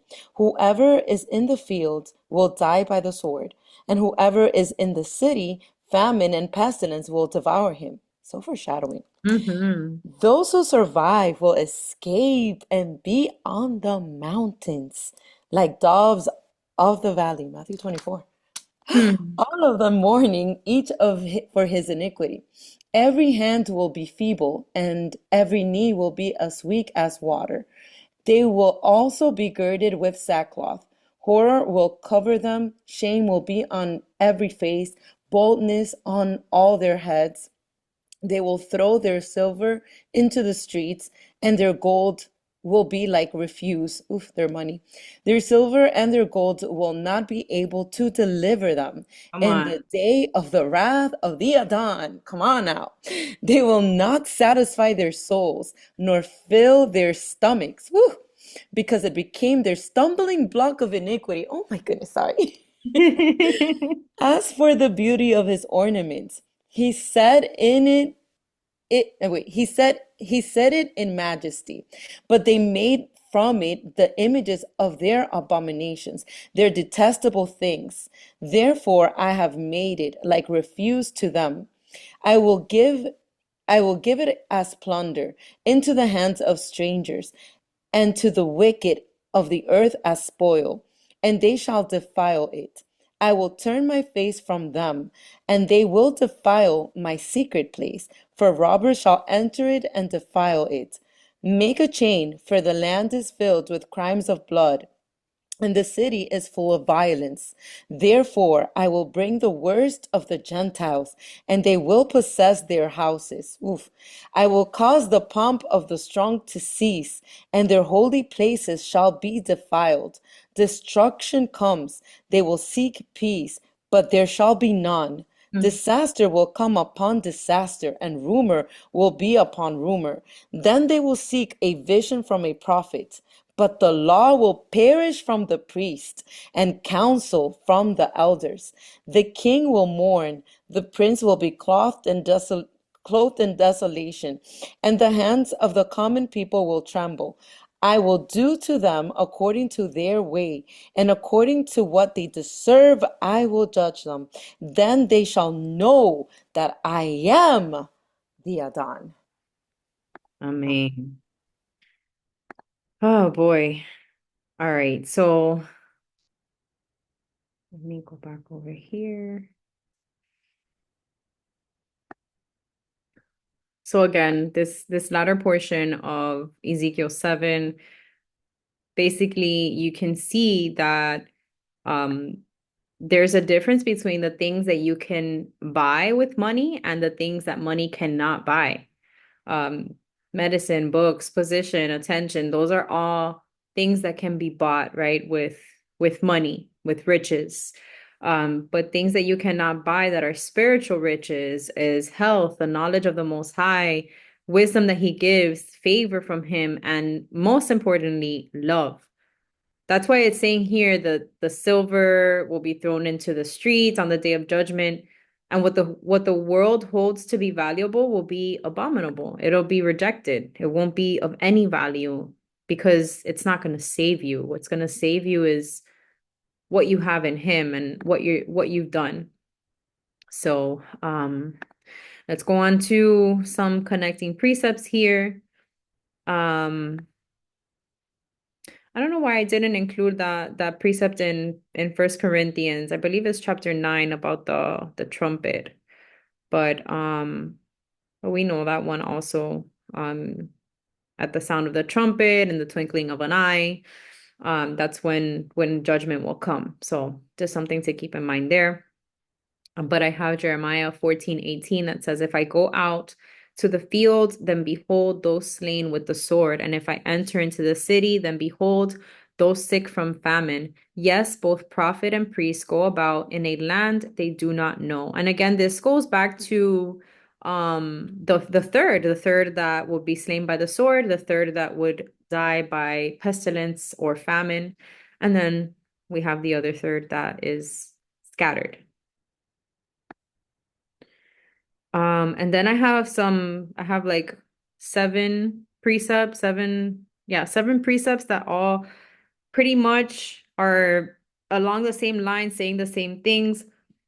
It's crazy because all of these prophets prophesied similar things. They were speaking the same things, in that prophetic perfect tense of speaking of things that were happening as if they had already happened, but also in the future tense, as if they were to come. So first we have Ezra 9:15 that says, O Adon Elohim of Israel, you are righteous, for we are left as a remnant, as it is this day. Here we are before you in our guilt, though no one can stand before you because of this. And a lot of times we've talked about the time of Ezra and Nehemiah is very similar to the times that we are living in now, where so many are being awakened to the truth about keeping the commandments as they were once they returned to the land, um, realizing that they had been doing it all wrong and trying to return back to the ancient paths and doing things the right way. Of course, we know also that in the time of Nehemiah, they were very fearful, and which is why the Talmud came into place and all of the added fences into the scriptures that took place through Judaism. So now we also have Isaiah 37:31, and it says, and the remnant who have escaped of the house of Judah shall again take root downward and bear fruit upward. So these are promises that we're reading about right now, but at the same time, you know that um in the midst of the calamity, there is the promise of the protection to the people. So that's kind of what we're reading right now. Joel 2:18 says the Adon will be zealous for his land and pity his people. That's not happening right now in that time or what Ezekiel is saying. But it just reminds me too that even there's even the passage in Judges. That one really impacted me when I read it. I believe it's in Judges chapter, I want to say in chapter 10, how the Israelites were faced with an attack from an army, after they had been going after other gods, and the Most High tells them, look, you see what happened to you, this is what you get, basically. Like he was telling them, I'm not going to help you, this is what you get, this is what happens for you turning away from me. And then there's another section that speaks about how they repent, they say that they're sorry, they make promises to turn back to his ways. And because of his love for them, and that's specified in that story in the book of Judges, he helps them. He steps in and he defeats the oppressor that is attacking them. So we see here that yes, he's like reached his boiling point. You know, a lot of time has passed, 400 plus years of idolatry and adultery, turning away from him, not hating what he hates, loving everything that he hates, yet he is still zealous for his land, for his people. Now we have Amos 8:10, and it says, I will turn your feasts into mourning and all your songs into lamentation. I will bring sackcloth on every waist and baldness on every head. I will make it like mourning for an only son, and its end like a bitter day. The next few precepts, I have them written next to verses 18 and 19, just for reference. So we also have Revelation 6:15 through 17. So it's these four, if you're looking at the screen following along, these four, I have them written next to verses 18 and 19. So Revelation 6:15, 17 says, And the kings of the earth, the great men, the rich men, the commanders, the mighty men, every slave and every free man hid themselves in caves and in rocks and in the rocks of the mountains, and said to the mountains and rocks, Fall on us and hide us from the face of him who sits on the throne and from the wrath of the Lamb. For the great day of his wrath has come, and who is able to stand? Verse 16, Liz said, verse 16, I think connects perfectly with Matthew 24. Yeah, I know that you mentioned that. I was looking back on my notes and trying to see if in Matthew 24 to see if I had it written, but I'm going to read it. So you have let's see. This is what you have is, yeah, this is the portion. So Matthew 24, verses 16 through 22, and it says, Then let those who are in Judea flee to the mountains. Let him who is on the housetop not go down to take anything out of his house, and let him I keep losing it. And let him who is in the field not go back to get his clothes. But woe to those who are pregnant and to those who are nursing babies in those days. And pray that your flight may not be in the winter or on the Sabbath. For then there will be great tribulation, such as has not been since the beginning of the world until this time. No, nor ever shall be. And unless those days were shortened, no flesh would be saved. But for the elect's sake, those days will be shortened. So good. I love Mashiach's words.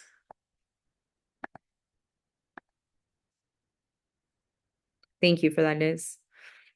Okay, so also Jeremiah 48:37. For every head shall be bald, and every beard clipped, on all the hands shall be cut, and on the loins sackcloth. So again, that's with verse 18, every face shall be covered with shame, and every head will be shaved.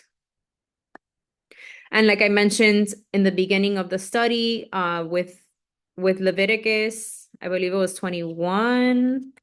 Leviticus 21. Yeah, Leviticus 21:5, how it speaks about not the man is to not shave his head or his beard, as it is a sign of humiliation, basically. So in other words, the people will be humiliated because they are, are going through the suffering that is proclaimed to them, indicating that a remnant will escape. Yes. And then Zephaniah 1:15 through 18. That day is a day of wrath, a day of trouble and distress, a day of devastation and desolation, a day of darkness and gloominess, a day of clouds and thick darkness, a day of trumpet and alarm against the fortified cities and against the high towers, I will bring distress upon men, and they shall walk like blind men, because they have sinned against the Adon. Their blood shall be poured out like dust, and their flesh like refuse. Neither their silver nor their gold shall be able to deliver them in the day of the Adon's wrath. But the whole land shall be devoured by the fire of his jealousy, for he will make speedy riddance of those who dwell in the land. Once again, money will not be able to buy your salvation in that day, in other words. And then we have two witnesses here of things that were taking place during the kingships that basically justified his judgment, and also specifically make reference to connecting to verse 20 about the gold and the jewels that were used to make the beauty of his ornaments, to make their images of abominations. So first we have 2 Kings 24 verses 12 through 13 that says, Then Jehoiachin, king of Judah, his mother, his servants, his princes, and his officers went out to the king of Babylon, and the king of Babylon in the 8th year of his reign took him prisoner. And he carried out from there all the treasures of the house of the Adon and the treasures of the king's house, and he cut in pieces all the articles of gold which Solomon, king of Israel, had made in the temple of the Adon, as the Adon had said. Then we have 2 Chronicles 36, 18 through 19. And all the articles from the house of the Elohim, great and small, the treasures of the house of the Adon, and the treasures of the king and of his leaders, all these he took to Babylon. Then they burned the house of the Adon, broke down the wall of Jerusalem, burned all its palaces with fire, and destroyed all its precious possessions. Whew. It's crazy. And Liz was saying, and interesting how gold and silver was given by the Most High to bless them, but instead they made idols with it, also money. And that which was given to bless became a curse as prophesied. Yup, when they left Egypt. And crazy how what they took from Egypt was taken back as well. Very interesting too. Okay, just a few more precepts here for this chapter, and then we'll move on to chapter 8. I have for verse 24, Habakkuk 1, 6 through 10. And it says, For indeed I am raising up the Chaldeans, a bitter and hasty nation, which marches through the breadth of the earth to possess dwelling places that are not theirs. They are terrible and dreadful. Their judgment and their dignity proceed from themselves. Their horses also are swifter than leopards, and more fierce than evening wolves. Their chargers charge ahead. Their cavalry comes from afar. They fly as the eagle that hastens to eat. They all come for violence. Their faces are set like the east wind. They gather captives like sand. They scoff at kings, and princes are scorned by them. They deride every stronghold, for they heap up earthen mounds and seize it. I don't know about you, but I'm also thinking about a certain country that has very strong army and lots of weaponry and helps every country that goes to war, aka us here in this land. A very, very foreshadowing here as well. All right. Isaiah 59, 8 through 12. I feel like I read Isaiah 59 already. Oh, I read 6 through 8. So I'm going to read 8 through 12 now.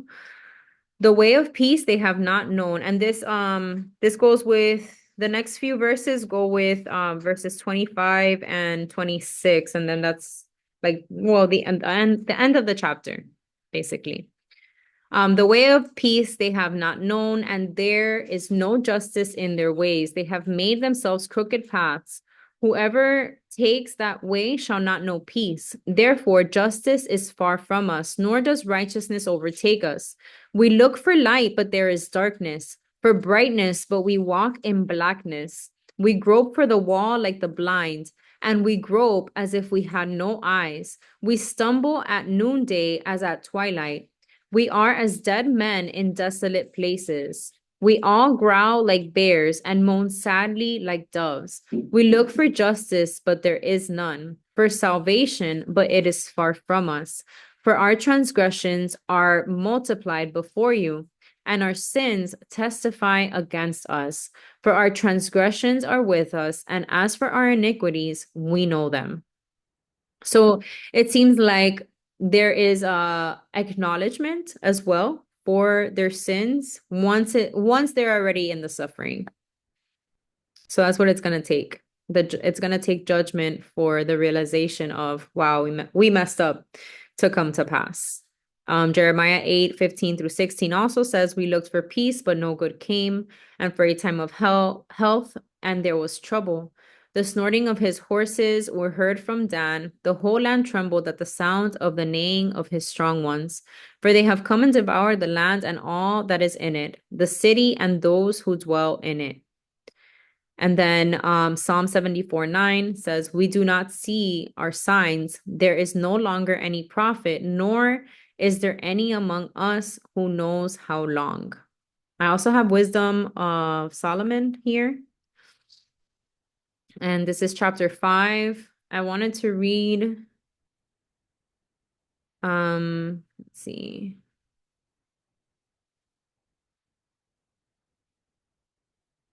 I'm going to scroll down a little bit.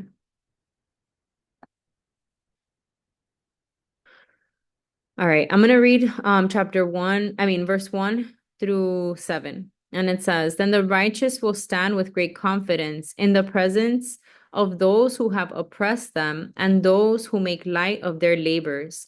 When the unrighteous see them, they will be shaken with dreadful fear, and they will be amazed at the unexpected salvation of the righteous.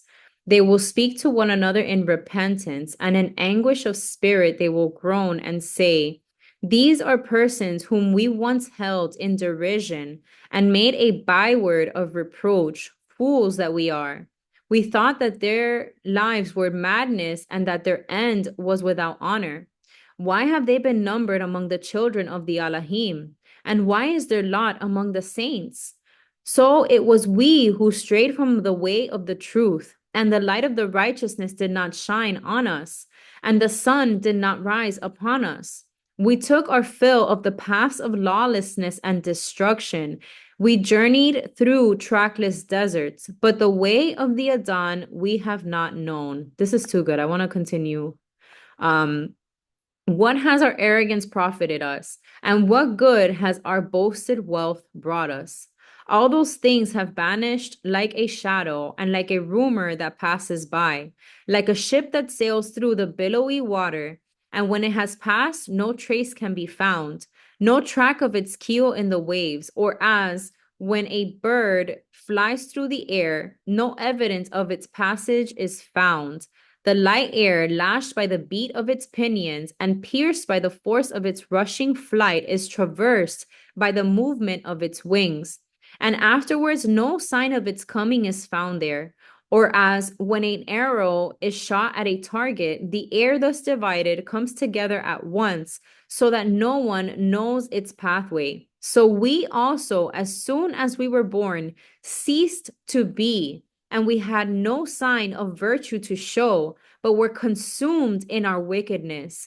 Because the hope of the ungodly is like thistledown, carried by the wind, and like a light frost, driven away by a storm. It is dispersed like smoke before the wind, and it passes like the remembrance of a guest who stays but a day.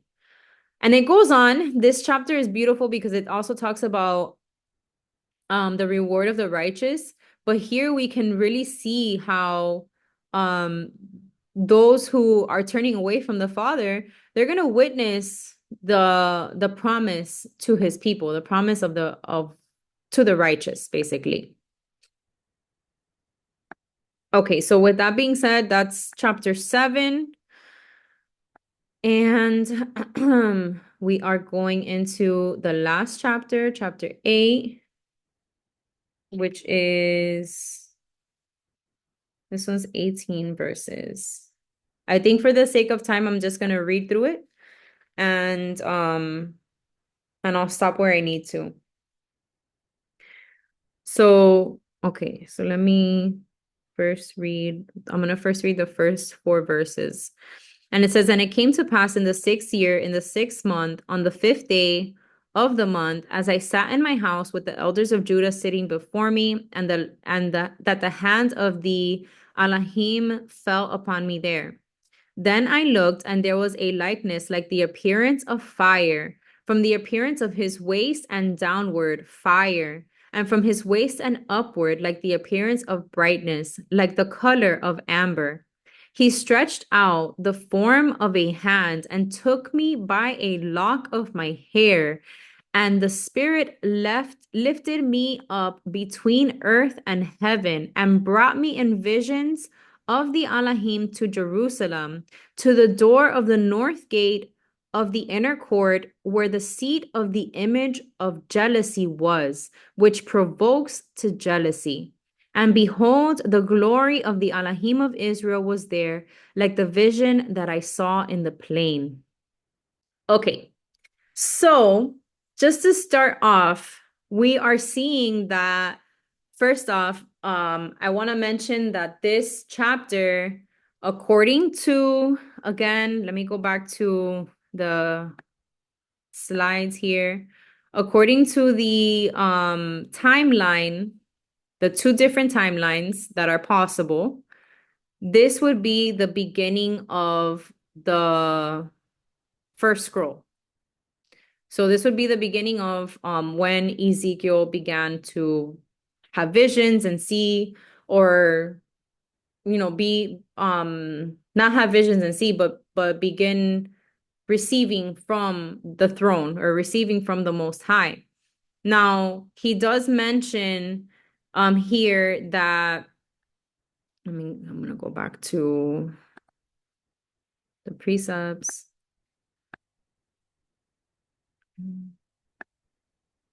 So he does mention here like the vision that he saw in the plain. But it's also talking about how he was taken by a lock of his hair. And if we remember in chapter 5, he had just shaven his head. So if he has which to my understanding would be dreadlocks, if he had those types of locks in his hair, that would take quite some time to grow. So just another gem to add to this discovery that I want us to make together of what the maybe possible true timeline is of when this book was, when these books were written. All right, so just to start out, I have a few precepts. Yes, we're going to talk about that now. We have Revelations 1, we have Daniel 7, we have Ezekiel 1:4. So let's read it. Revelations 1, his head and hair were white as wool, as white as snow, and his eyes like a flame of fire. His feet were like fine brass, as if refined in a furnace, and his voice as the sound of many waters. Daniel 7, 9 through 10. I watched till thrones were put in place, and the Ancient of Days was seated. His garment was white as snow, and the hair of his head was like pure wool. His throne was a fiery flame, its wheels a burning fire. A fiery stream issued and came forth from before him. 1,000 thousands ministered to him. 10,000 times 10,000 stood before him. The court was seated, and the books were opened. Ooh. Ezekiel 1:4, and we read this last week. Then I looked, and behold, a whirlwind was coming out of the north, a great cloud with raging fire engulfing itself, and brightness was all around it and radiating out of its midst like the color of amber out of the midst of fire. Yes, his word is a consuming fire. So we see the metaphors and description of him as the fire. He is the word. He is our instruction, the living Torah, the word made flesh. His word is a consuming fire, and it consumes us as we are consecrated and purified for him. I also wanted to share let me see, verse 2. Let me go back and confirm that I have it here.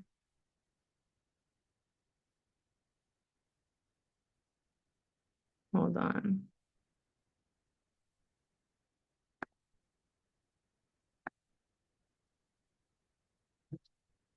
Maybe it's verse 12. Hold on. Let me make sure.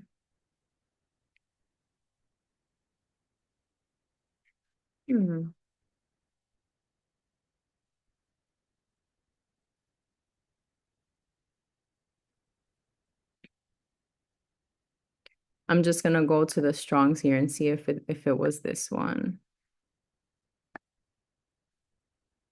Oh, it was. Okay. So the KJV renders, then I beheld, and lo. So I have in the NIV, I looked and I saw, basically, is what I have in the KJV. And then here in the NKJV it says, then I looked, and there was. So I just wanted to go here. Let me just go here really quick. So we have the Hebrew word hene, which is behold, and it indicates becoming aware of something, and has been translated here as a verb. So we see it also throughout this chapter. Like when you say lo and behold. So this was him beholding him, seeing him physically. Yes, it may have been a vision, perhaps not. He was seeing him face to face. He was taken up. So, anything is possible, especially when it comes to our Mashiach. But yeah, I also have because of the verse 3 where it says the idol that provokes to jealousy stood, where the idol that provokes to jealousy stood. We have Deuteronomy 32:16 that says they provoked him to jealousy with foreign gods, with abominations they provoked him to anger. And then going back again, Hebrews 1:3, it says, who being the brightness of his glory and the express image of his person, and upholding all things by the word of his power, when he had by himself purged our sins, sat down at the right hand of the majesty on high. Beautiful. It's beautiful imagery, and just thinking of what we will be able to see in that day. I can't wait. So continuing, I'm going to read, I think I'll just read through the rest of the chapter and then go through the connections. Okay, then he said to me, son of man, lift your eyes now toward the north. So I lifted my eyes toward the north, and there, north of the altar gate, was this image of jealousy in the entrance. Furthermore, he said to me, son of man, do you see what they are doing, the great abominations that the house of Israel commits here, to make me go far away from my sanctuary? Now turn again, you will see greater abominations. So he brought me to the door of the court, and when I looked, there was a hole in the wall. Then he said to me, son of man, dig into the wall. And when I dug into the wall, there was a door.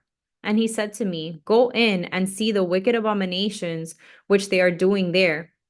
So I went in and saw, And there every sort of creeping thing, abominable beasts, and all the idols of the house of Israel portrayed all around the walls. And there stood before them 70 men of the elders of the house of Israel, and in their midst stood Jazaniah, the son of Shaphan. Each man had a censer in his hand, and a thick cloud of incense went up. Then he said to me, Son of man, have you seen what the elders of the house of Israel do in the dark? Every man in the room of his idols? For they say, The Adon does not see us. The Adon has forsaken the land. And he said to me, Turn again, and you will see greater abominations that they are doing. So he brought me to the door of the north gate of the house of the Adon's house, and to my dismay, women were sitting there weeping for Tammuz. Then he said to me, Have you seen this, O son of man? Turn again, you will see greater abominations than these. So he brought me into the inner courts of the Adon's house, and there, at the door of the temple of the Adon, between the porch and the altar, were about 25 men with their backs towards the temple of the Adon and their faces toward the east, and they were worshiping the sun toward the east. And he said to me, Have you seen this, O son of man? Is it a trivial thing to the house of Judah to commit the abominations which they commit here? For they have filled the land with violence. Then they have returned to provoke me to anger. Indeed, they put the branch to their nose. Therefore, I also will act in fury. My eye will not spare, nor will I have pity. And though they cry in my ears with a loud voice, I will not hear them. So, man, it's sad. Ezekiel was getting a vision of everything that the Most High was able to see. Obviously, we know he sees everything, but these people in their stupidity, in their like hard-headedness, stiff-neckedness. I know that I believe again, maybe it was between chapter 3 and chapter 4 last week, we read about their foreheads being turned to stone, literally because their hearts were hardened, their heads were hardened to not want to believe in anything that the Most High was encouraging or instructing them to do. And Liz, I'm gonna read all of your comments now because yes, absolutely, they all tie in, but basically saying because of their stiff-neckedness, they thought that they were able to do whatever they wanted and that the Most High wouldn't catch them or wouldn't see them or wouldn't care or he had already left. His presence wasn't there, basically. But he sees everything. And again, this is also why this chapter does also make sense being the first of the scrolls because Ezekiel is getting a first-hand view of what the elders were doing prior to the captivity. Israel has fallen into such a moral decay here that it's only a matter of time before it falls. And again, what we're seeing then is also happening now. They were destined to be the very parchment, his people that he would write his word on. And Moses, obviously we know Moses portrayed this on Mount Sinai with the stone tablets and us being his set to be his precious stones.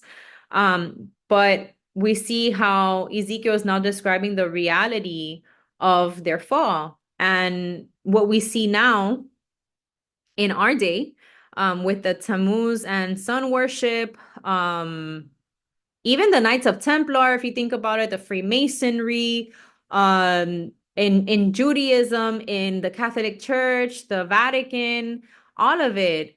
And yeah, but see how some people were hiding now. People don't even hide. That's true. There's more lawlessness. It's more evident now. People don't care. And that's because people's hearts have grown cold. Um, and Sylvia also had said, I don't know why I got a thought of like pyramids when they find images carved and painted. Yes. Yeah, that's That's like a storing place. I also thought about that. The picture of the Vatican that you see that it has like the snake eyes in the ceiling. I don't know if I can pull that up really quick. Let me see if I can find it.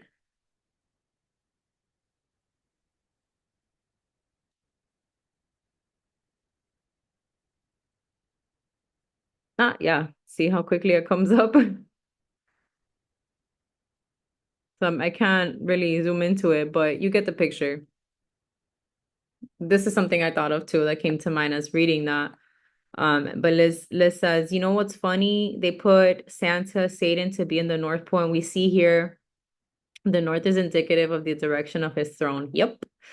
Yeah, it's all twisted. It's all so twisted. And I have a picture here of Tammuz before we go into the connecting precepts.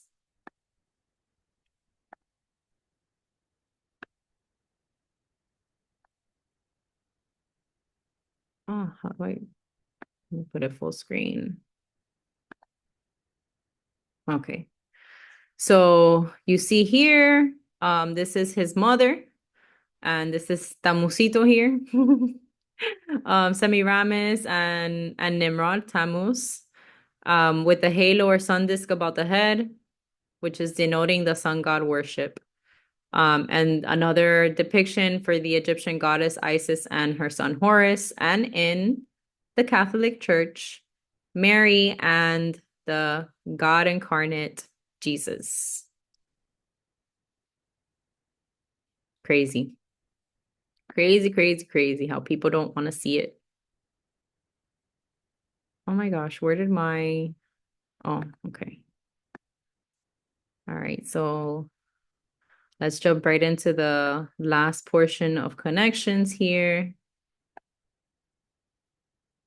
Yes, brace yourselves for that birthday.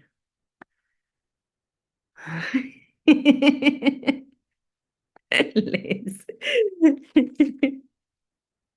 All right, so I have Psalm 78 and 58. We're going back now to verse 5. Let me just see if I had something else that I wanted to.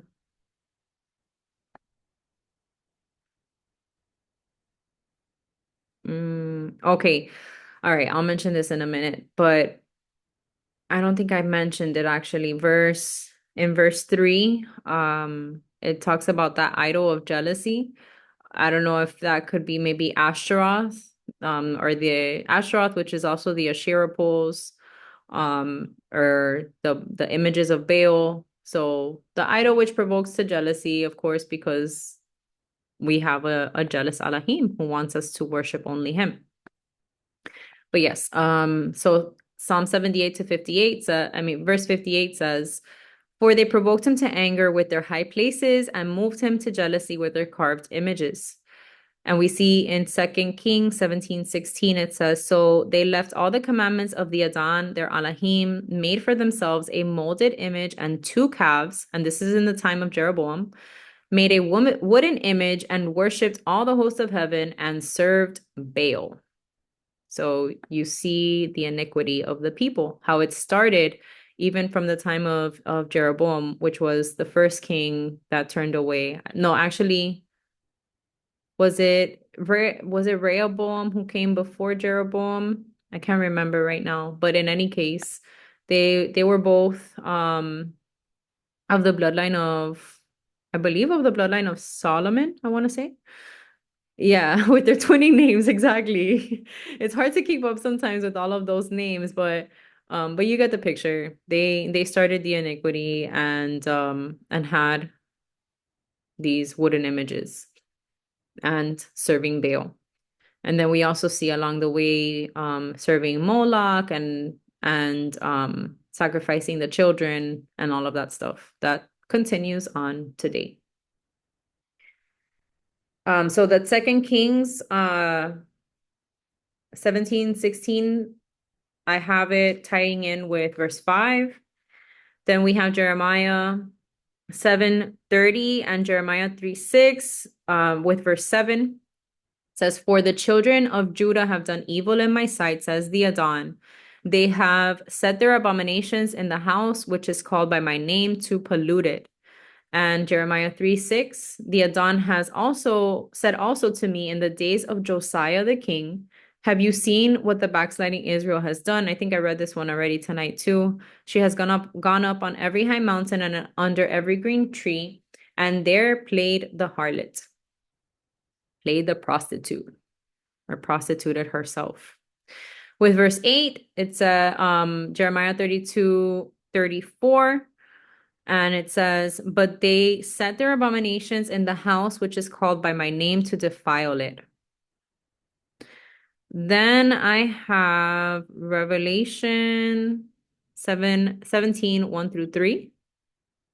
And it says, then one of the seven angels who had the seven bowls came and talked with me, saying to me, come, I will show you the judgment of the great harlot who sits on many waters, with whom the kings of the earth committed fornication, and the inhabitants of the earth were made drunk with the wine of her fornication. So he carried me away in the spirit into the wilderness, and I saw a woman sitting on a scarlet beast, which was full of names of blasphemy, having 7 heads and 10 horns. And this is the chapter that speaks about Babylon being fallen. So we know, again, this is a reference to the idol worship. And then moving down to verse 16, I have Deuteronomy 4:19 that says, and take heed lest you lift your eyes to heaven, and when you see the sun and the moon and the stars, all the hosts of heaven, you feel driven to worship them and serve them, which the Adon your Elohim has given to all the peoples under the whole heaven as a heritage. So we know that, again, Abba covered all the bases. He covered every single thing and gave specific instructions of what not to do, and they did every single thing that they were told not to do. Jeremiah 2:26 through 27, as the thief is ashamed when he is found out, so is the house of Israel ashamed. They and their kings and their princes and their priests and their prophets, saying to a tree, you are my father, and to a stone, you gave birth to me. For they have turned their back to me and not their face. But in the time of their trouble, they will say, arise and save us. Isn't that's just like the people, right? To make mistakes and then say, oops, my bad. Can you help, please? Yeah. I think that's a lot of times, even now, people will only seek him when they're in trouble. And we have to get out of that habit. We have to get out of those bad habits and seek him all the day long.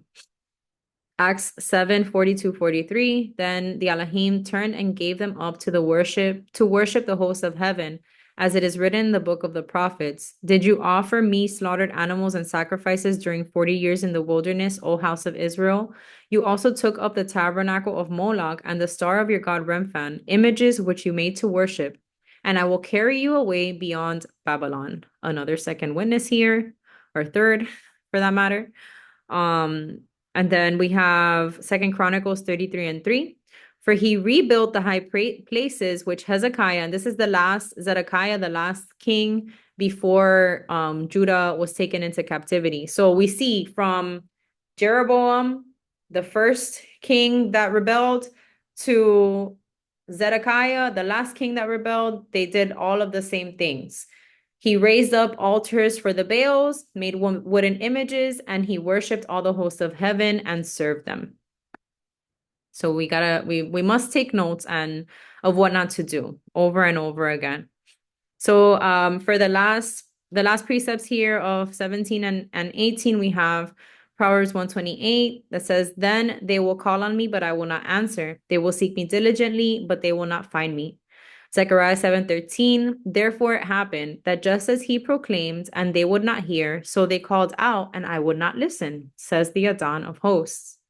And Luke 13:25, when once the master of the house has risen up and shut the door, and you begin to stand outside and knock on the door, saying, Adon, Adon, open for us, and he will answer and say to you, I do not know you, where you are from. Judges 10, 13, and 14. See, this was the story I was talking about earlier. I would encourage you all to read it in Judges 10. Just to get a reminder of his love. It says, yet you have forsaken me and served other gods.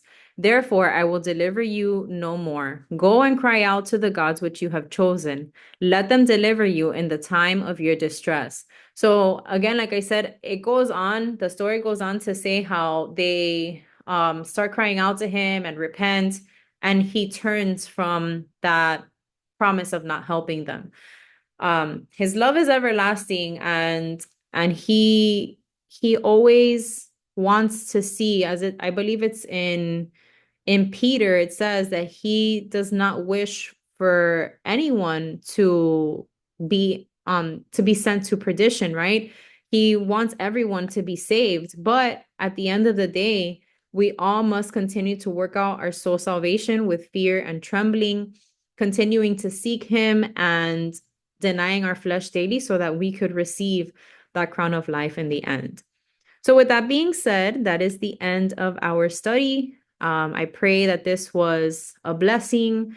I pray that you were able to glean much from this study, and that we will continue to eat this bread together and learn more about what our Heavenly Father wants for us and doesn't want for us. Shalom.